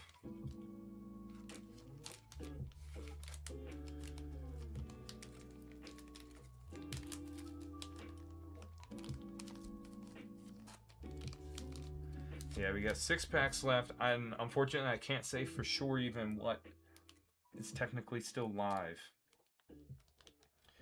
So this is gonna go to Jason.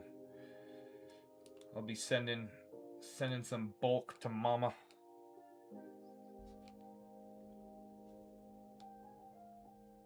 All right, Jason did go on the last 6. I don't blame you, brother. Let's see what we can do. I'm hoping something good's lurking in there. Shoot. Sorry.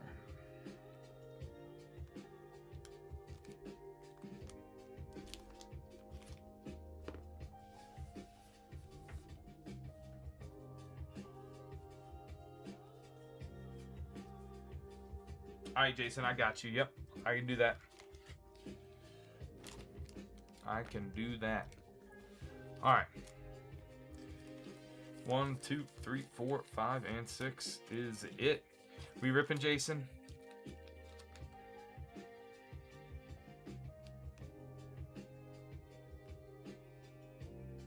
Just double checking.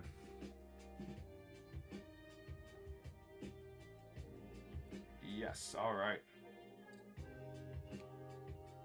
Let's get after it. Come on. Gotta have something good in here. Ekans. Condor. Rattata. Sneasel. Hollow. Porygon 2. Grimer. Murkrow. Rockets. Drone. Oh, Lord. Come on. Come on, Rocket. Fire Chicken. Primate. Birdie. Crobat EX. 3 more. Welcome in, guys. If you're new, feel free to throw any questions you have in the chat. Now, Fire Chicky, Murkrow, Spidops AR. There we go.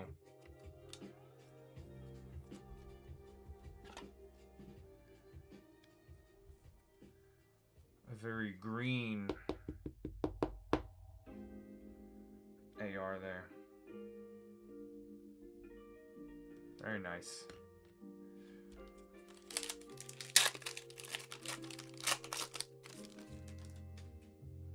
Grimer, Rotom, Skylartar. There we go. And the Blaziken. The Blaziken AR. That's more like it. This is definitely one of the best ARs in the set. No doubt.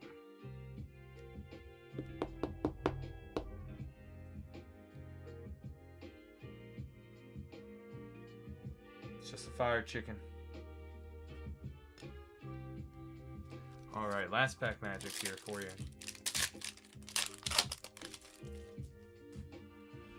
Flaffy. This guy, Rotom. Nidoqueen. And Rocket's Tower.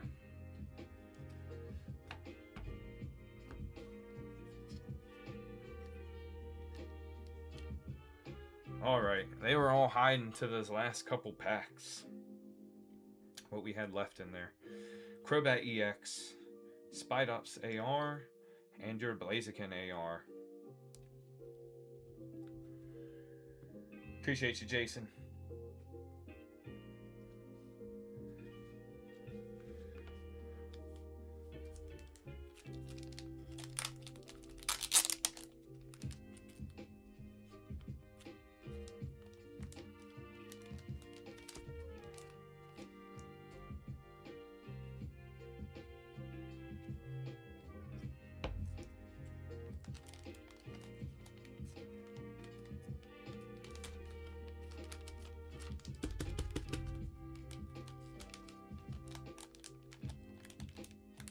Yeah, I feel you, man. It's crazy sometimes. You know, some of the this one was very sporadic, but some of the Korean like 151 boxes would almost have the same type of pattern, not necessarily the same cards, but it would be like the first 3 packs directly, like right in the front of the box, would be like 2 illustration rares and a secret rare, and then it would go the rest of the box until the last 2, and it would have your last AR and your Master Ball.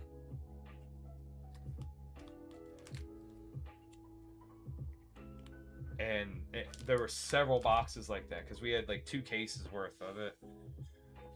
And I started noticing the pattern, and I'm like, what the heck? Like, why is this such a common pattern? Usually they're pretty mixed. Hey, no problem, Jason. Appreciate you, brother. Appreciate you hopping in with us.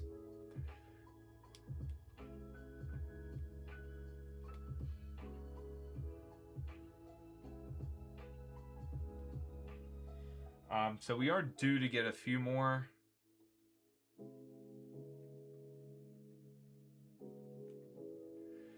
Did the O's win? Because I know the Mets were not looking good. Whoa. And the Knicks aren't looking good either. Jeez. They're losing by 29 points right now in the second half. Yeah, Mets lost 9-2. O's won.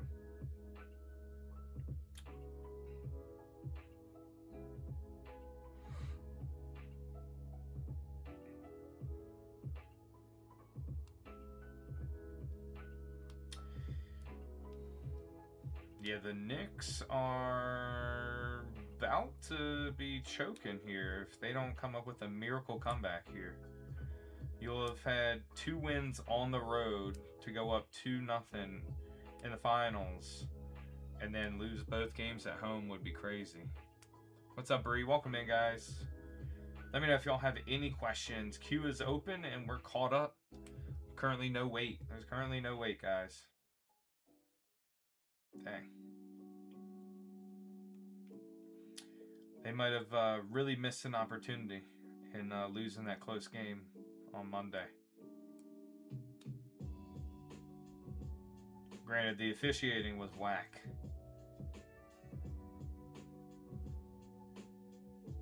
Yeah, I saw Holiday with the Grand Slam. Even a blind acorn, you know?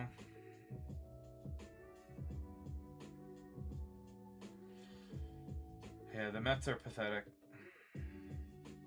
It's absolutely pathetic.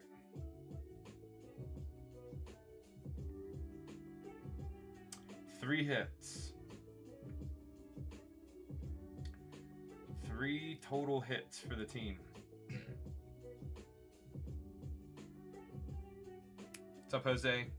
Welcome in, guys.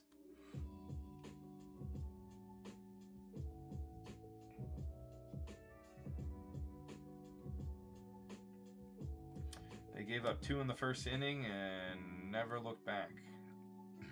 By the 4th inning, down 7-0.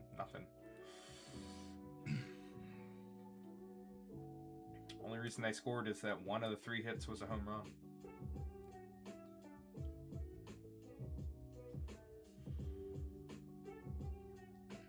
Two walks, 3 hits, 5 base runners in the entire game.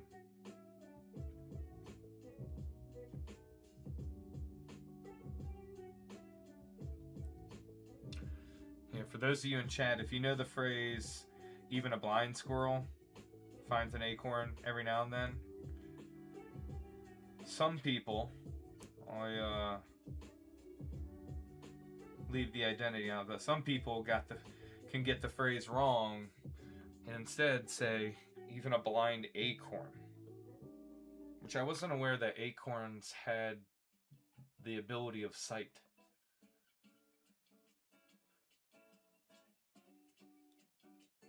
What's up, Robbie? Welcome, welcome. Hey, what's up, Chuko? What's up, brother?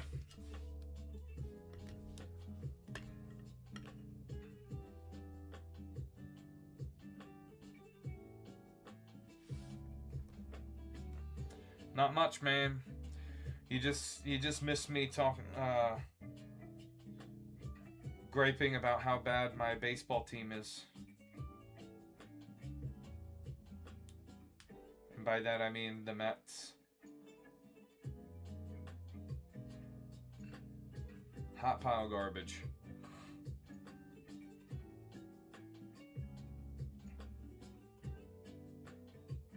Hey, Alonso homered. So I'm talking about 2 for 5. He's getting back close to 250. Yeah, if he hits 250 and hits you near 40 homers, but also has RBIs, you know, drives in runs outside of it.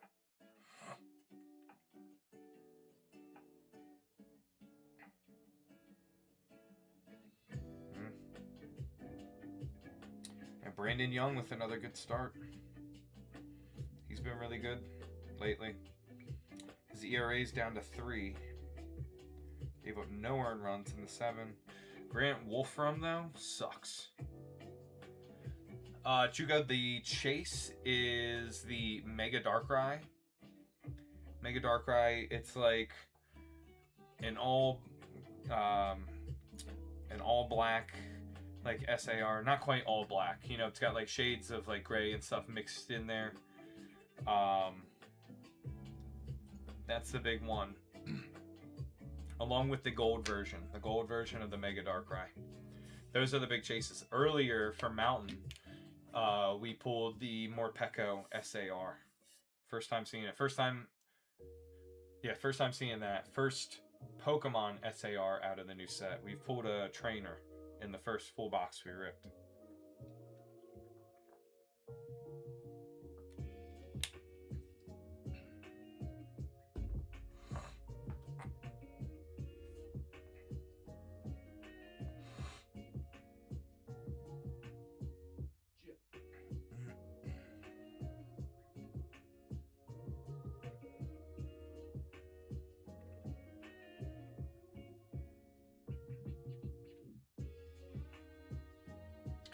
Yeah, some of the big, there's a couple IRs. The Goldeen. Goldeen's a big one just because it's part of 151, you know, the original 151. And then I think it's a really nice artwork.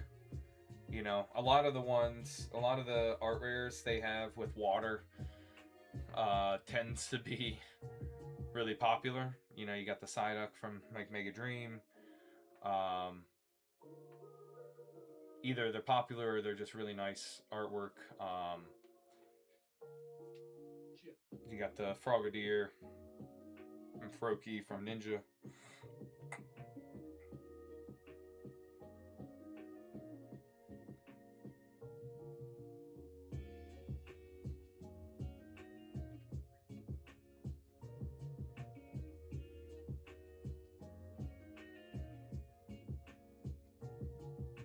Which one's that, Chuko? Which card are you talking about?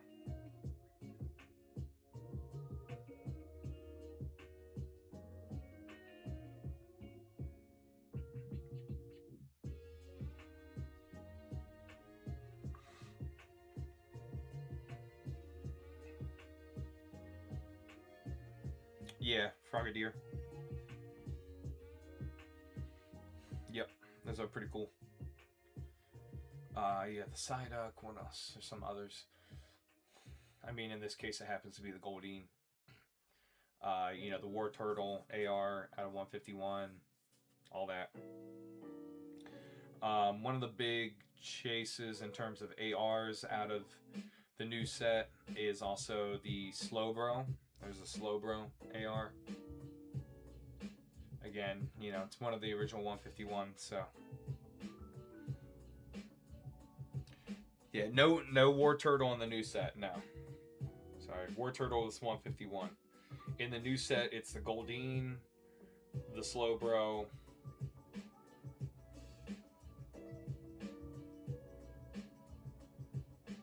So two of the bigger ARs.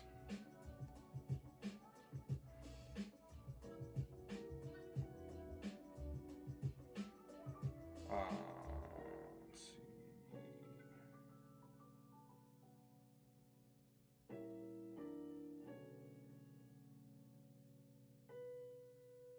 Yeah, it would be. It would be wild. Oh, I think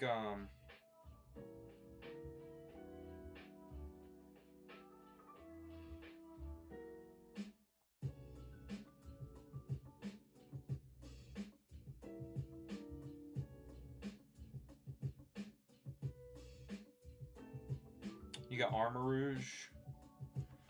Armarouge is a pretty cool one. So you got the Armarouge AR. That one's pretty nice. This is the Goldeen. Very nice blue. This one's pretty cool. The Manectric. So it is Manectric, okay. Manectric's pretty cool. Primarina. Here's the there's the Slowbro. Looks like he's like on a street, like on a sidewalk or something. These look like maybe they're like Marshadows or something. But you got street lights up there. Seems hypnotized by it. Delmise. I don't really know this one. It's an anchor. It's an anchor that is a Pokemon. It's very bizarre. You got the Thievul. Haven't seen that one. We did pull the Zarude the other day.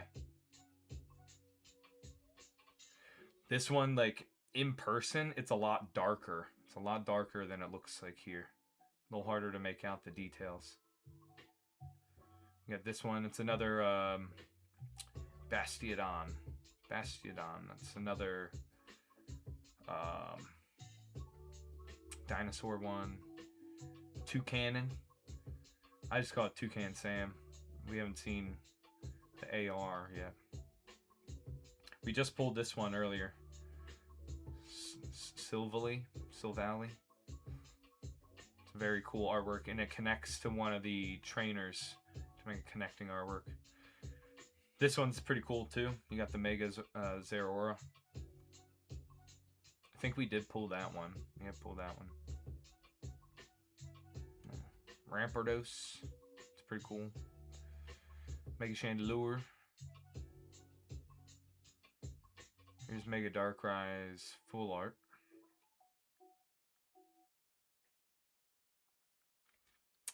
More Peko on the full art. Angry. Mega Excadrill. You got Misty. Misty's Energy is one of the trainers, full arts. Dang, look at that. That one's 56 bucks. Nostalgia, man. Put one of the OGs in there. It's worth more than 4 times the next one. Gladian's Decisive Battle. Weird. His hand looks weird there. Rust Syndicate. Syndicate Grunt. Yeah. Here's the Mega Zeraora. This one's sick on the SAR. I like the blues. I think that one's pretty dope. You have the trainer, Gwyn. SAR. Or no, that's only the full art. That one's pretty good penny for that one. You got Mega Chandelure on the SAR. Nothing too crazy about that one. This is the big chase here. Look at that. $543. $543. Going on the Mega Darkrai. Like I said, a lot of black in that illustration. With like some of the grays and stuff. If you know the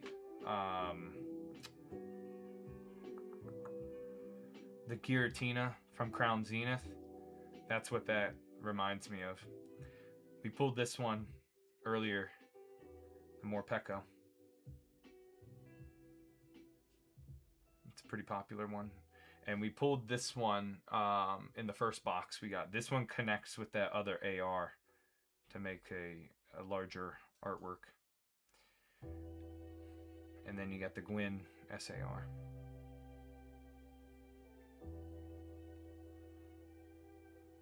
Gold Martin Mega Darkrai. That's the other big pull. I don't know why it doesn't have a price, but that's big chase. It's so crazy. We're in a world now where like this set, right, is what? 3 weeks old? About 3 weeks old. And the main hit in Japanese. The main hit in Japanese is $543. $543 for the big chase. Right away. Like within 3 weeks. We are not that far away from release, you know? It's not like it's going out of print.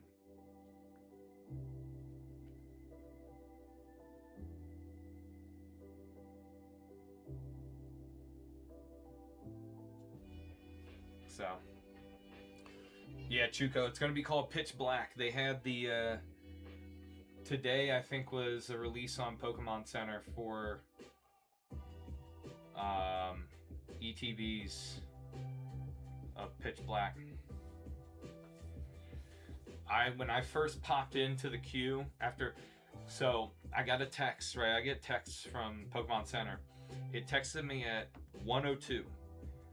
So I'm sure other people knew, had some type of inside info, and were already getting ready to pop into the queue. But at 1:02, I get the text.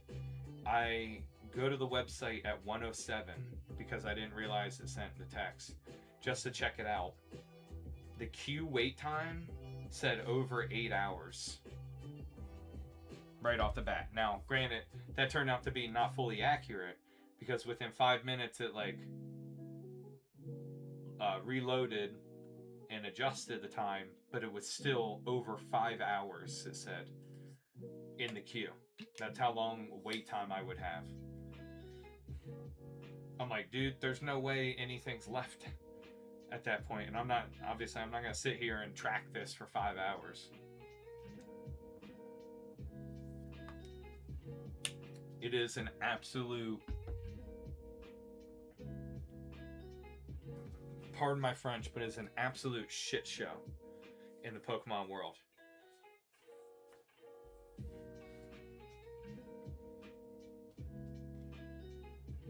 You know, you can't get anything. Like, I don't know how anybody gets in on Pokemon Center. Like, you gotta have some type of inside info to know that they're doing a drop that day. It's just insane. And just be like there, sitting there, like constantly refreshing and waiting until it comes up. I don't know how else you would be able to get anything. Yeah, why not wait 6 hours? Well, not to mention though, so I didn't close the window, right? You're not supposed to refresh it. You don't want to close the window and all that because you'll lose. You'll lose your place in line. Sorry, what kind of line is this? That it's 6 hours, a virtual queue for 6 hours. Anyway, so I didn't exit out or anything, but I went to a different app. You know, I didn't close the app. I didn't refresh the page. I went into a different app because, okay, why am I going to leave this one app running for 6 hours? I'll just put it in the background. I go back to it after that, and it bugs out. Doesn't reload to put me even back in the queue. It just like gives me an error kind of thing, and I'm like, this is ridiculous. It's just an absolute joke.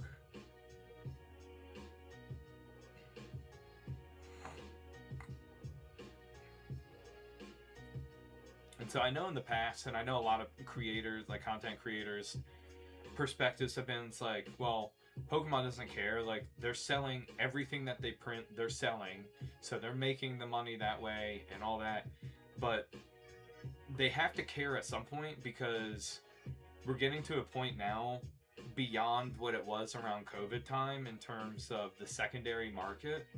Like, literally, you got people fighting in parking lots. You know, you've got all sorts of stuff going on. You got physical altercations in person. You got people loitering outside of stores, loitering outside of the vending machines. You got people lining up for potential Pokemon drops overnight from places. Okay. Now, for Pokemon, that's great. You know, you think for PR, for people like lining up and that kind of thing. But the fights, the stuff that it's bringing to stores, with the loitering and all that, and the people that are doing the loitering, you know, the kind of crowd that's attracting is going to be bad. Those stores are not going to want those vending machines in. There's a ton of them that have already had them removed because of having issues. I said it before, the one that's in the Safeway by me before, like, never had a sign. I never saw anybody loitering around it. I'd come up to it a couple times and there maybe be a little something, like you could get a pack or two, maybe a booster bundle in the Black Bolt and White Flare era. When that set was out, they had that available in there. But now there's a sign on it telling people not to stand around the machine and not to loiter and all that, and not block other people from the machine and all this. You know, these things are going to start being attached to Pokemon, and it's a that's a very dangerous thing for violent confrontations and all this kind of stuff. All these stereotypes and stuff being developed around people associated with Pokemon, and then thereby being associated with Pokemon overall. And so Pokemon's inability to reach the demand keeps the prices high on stuff on secondary market. They're not printing enough of each individual set. When you have the secondary market so high, and then again it creates this connotation automatically for people with kids, right, that want to get into it, that the parents immediately, like, they can't find the product anywhere. There's no way for them to get it, really. They'd have to go to the secondary market, especially in this economy. As cliche as that sounds, especially in this economy, people don't have money to spend 3 times the face value or MSRP for packs of cards for their kids. It's just not realistic. So then you got all these grown adults snatching up all the product, English product at MSRP whenever it drops, to then resell.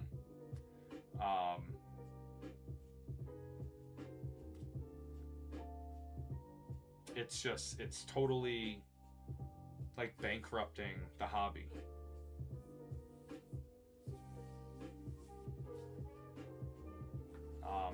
It's become increasingly difficult with the Japanese stuff. You've got Japanese set, take the tariffs aside.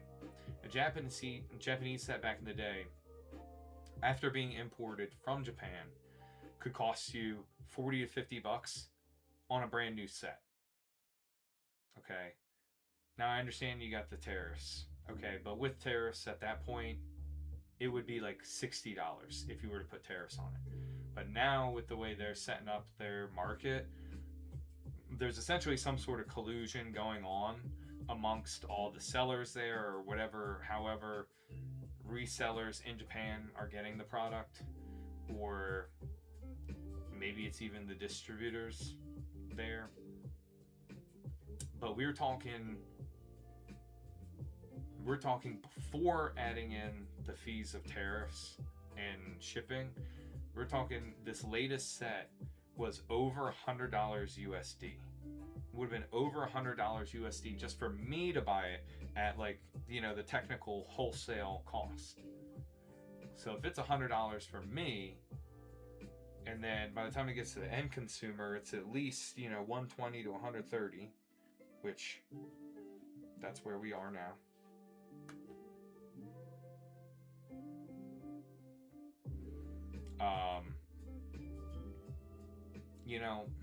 It's just, even if we had tariffs back in the day when there wasn't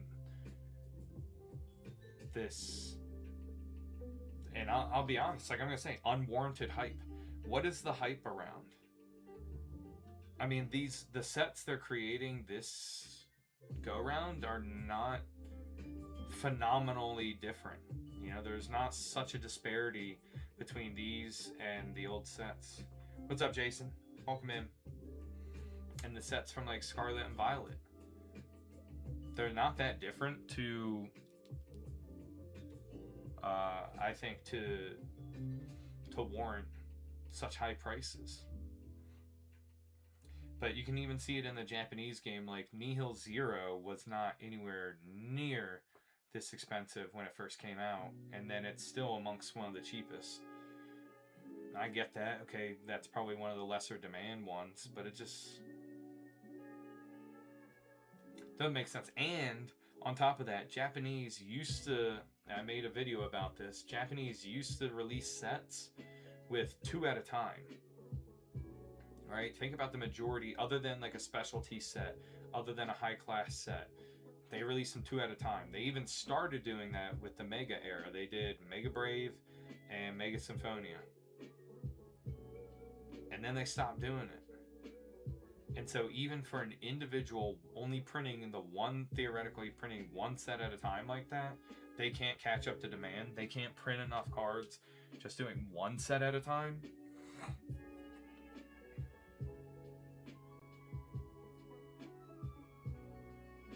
I don't get it. But I understand Pokemon being reluctant to increase their capacity by a whole lot. Even though that we seem to be having waves of this, it's coming every few years. Like we're in it right now. It happened around the COVID period, but after the COVID period and things really popped off, and when I was getting back into collecting, you could get packs for under MSRP easily. You could get products, all sorts of products for under MSRP. You could get ETBs for $40. There was even rare cases in some parts where you might have been able to find somebody that really needed the cash flow because they probably had an invoice to pay or something, and they had ETBs as low as like 35, 30 some dollars. Crazy low. Because at that point, like once that's all shipped and everything, they're losing money on that with distribution access, right? Booster boxes for $100 a piece when MSRP is $160. So it went all the way down to that. Like it absolutely cratered. They were printing out crazy amounts of stuff, but problem was they were making sets that at the time when they were new, those sets nobody was interested in. Like Paldea Evolved, nobody was interested in it right off the bat. Scarlet and Violet base, nobody interested in that. Scarlet and Violet and Paldea and Evolved were super inexpensive and very accessible for the longest time. Even months after their initial release. Obsidian Flames, that was a dud. You know, Scarlet and Violet was a really rough series to start out with in terms of demand. And then all of a sudden, you know, people start seeing some of the cards later, you know, after the fact, because not a lot of it was getting scooped up right away. So it wasn't as apparent, but you start seeing the artworks and all that, and you're like, dang, like these are some nice cards in here. And you're realizing you can get packs for like $3.50 a piece, as opposed to $5 being MSRP. Or you could get booster boxes for $100, $110. Like, it was crazy time. And then now here we are, a booster box is a minimum at new release, $220. Over MSRP. You know, damn near 150% of original MSRP. So it just makes it so hard. It's becoming less and less accessible to people, and that's a really bad thing for Pokemon. Because the worst thing you want to do with something that's not intentionally made or intentionally marketed to be exclusive, like for instance, like luxury brand clothing or cars or anything like that, the last thing you want to do is have it be inaccessible to the masses, right? So it's going to give a bad perception. So who knows? I mean, at some point the crash is going to happen. So that's why Pokemon's got to be reluctant to really like beef up the production. What's up, Stephanie? Because you think about that, if they invest in additional factories and more workers and all that stuff to do that, and then they have another era that turns into like Scarlet and Violet, they'd have to lay off so many people. The capacity that they're running the facilities at would be way lower than what would be optimal or cost effective. So I get it from that business standpoint, but man, they in all honesty, like English wise, I don't know if they've done what they've done Japanese wise, but English wise, they really hadn't increased capacity in some time. If they were to tell me that they're printing stuff at max capacity, I would call BS on it. I don't think that they're maximizing all of the output. Part of that is to keep the stuff in demand. You know, that's how business is, right? At this point, they know whatever they're printing right now, they know it's going to sell. They don't have to sell it to distributors who are reluctant to buy it, and then distributors have to convince, you know, local card shops and all that to buy stuff. They won't have to entice them with deals and anything like that. They know it's as good as sold. Whatever they're guaranteed or whatever they're getting from the Pokemon Company, they know it's gonna be gone. And not only that, they can probably sell it for more than they usually do. So it's a very strange time. I don't think we've ever seen that.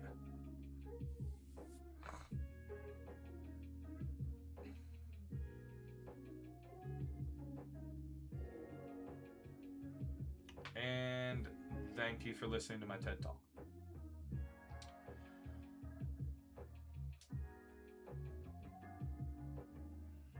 I need to clip that and then just post that to YT. Just make that a whole video right there.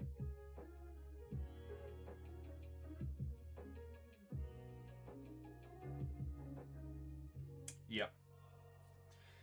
Yeah, and I get that. I think right now the problem is, what's up, Britt?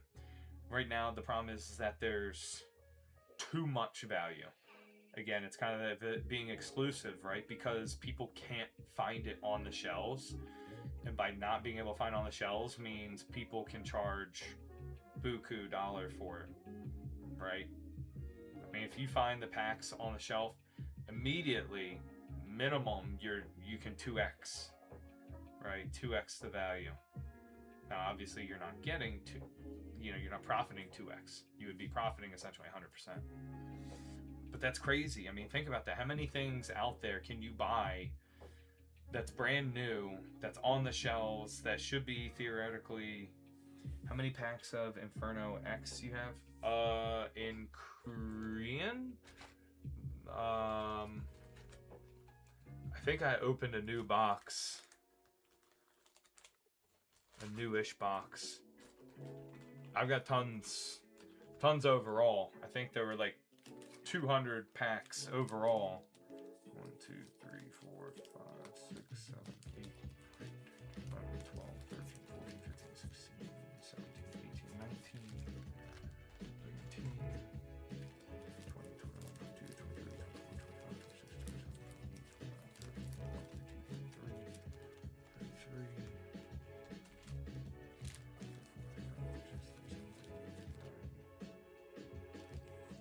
I got 40. I got 40 in the open stuff right now. So that's a few packs left over. Not few. That's 10 packs left over from a previous booster box. The previous booster box that we had, we pulled the Mega Charizard out of.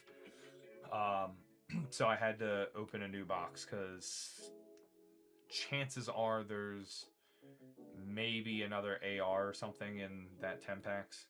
So those are mixed into a new box. So all box hits are live.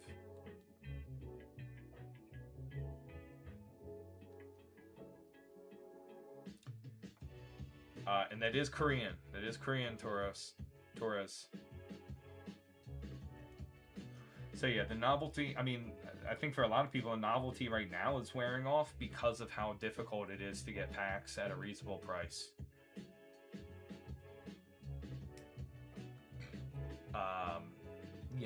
I'm not asking for sympathy or anything here because this is a choice to be in the business and all that. But, when I go to buy stuff, I gotta consider stuff that you guys actually would want to buy at that price point. And so if I see it for a certain price and I know I'm gonna have to charge a certain amount, most of the time, like, I'm super skeptical. Like, I hate the fact that Ascended Heroes is as expensive as it is, but what's up, Ethan? What's going on, man? It's just, that's what the market is. The price I could get it at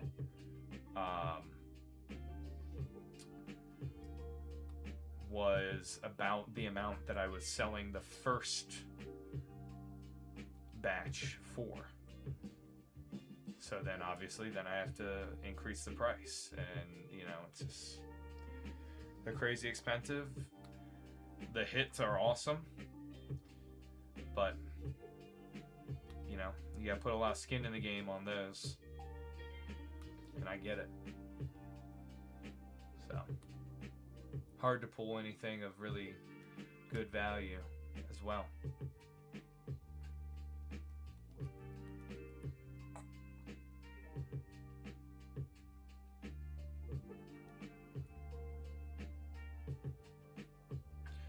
Also comes the consideration, right? From a business standpoint, you got to look at if you're going to buy or if you're going to sell these cards at, or these packs at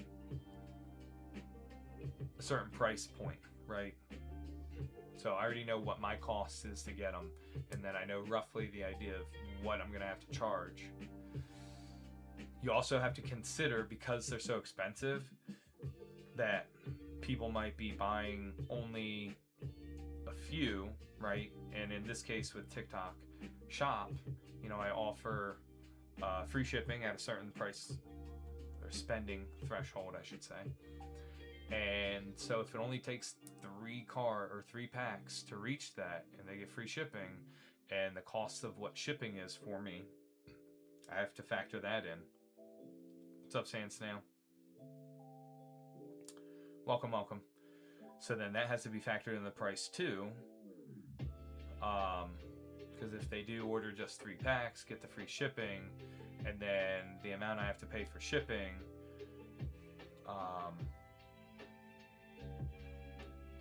is more than or equal to the profit, you know,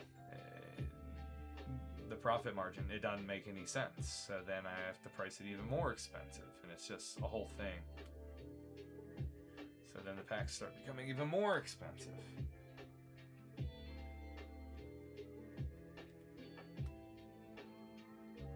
And shipping's crazy, guys. I don't know if you all know. What's up, Richard? We do get a little bit of a discount going through TikTok, right? Buying labels through that, do get a bit of a discount. But yeah, shipping is like $6. $6 for a really light package, a very light package, like under a quarter pound. It costs $6 USPS. Think about that. What's up, Victoria? Welcome, welcome, guys. All right, we'll go ahead and do last call on orders for tonight, guys. Appreciate you hanging out with me. If you're still here and have been listening to my rambling slash TED Talk and my soapbox, slap and tickle. Nice. What's up, Remy? I appreciate it. We'll be live again tomorrow night. Possibly live Friday. Possibly. We shall see. So keep that in the back of your mind. But we'll definitely be back tomorrow. We are supposed to get the Chinese restocks of Gem 3 and the promos, the first partner promo items, and then the new set, the crystal, stellar crystal. We'll be getting some of that in, and then I think that's the main things. Oh, Gem 4. I think we should be getting Gem 4 back in too. So we'll have some of that good stuff back in to rip, guys. Some more options for you. Hopefully that does come in tomorrow, like UPS is tracking.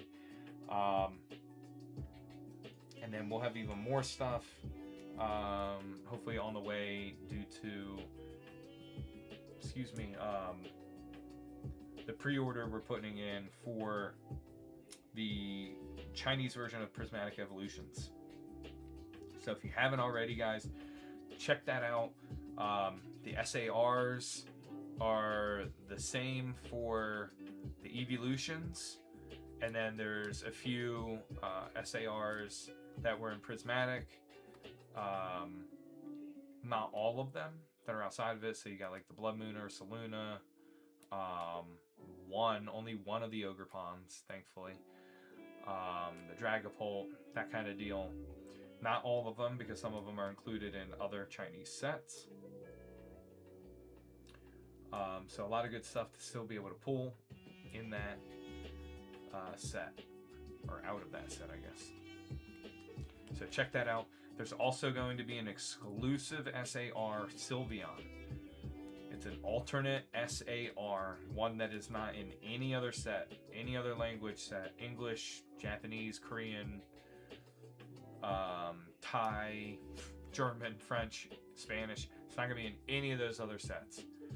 So that will be a very sought after Sylveon, and due to that and the Evolutions SARs, those boxes are relatively expensive compared to what we're used to from Simplified Chinese. But make sure to check out those card lists. They're out there.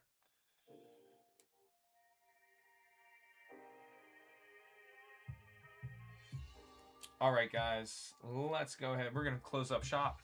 Appreciate y'all's support. We'll see you tomorrow night. Have a great night, guys. Have a great rest of your night. And we'll see you tomorrow. Keep an eye out for the YT videos. YT videos coming out. New ones. I'm about to work on them.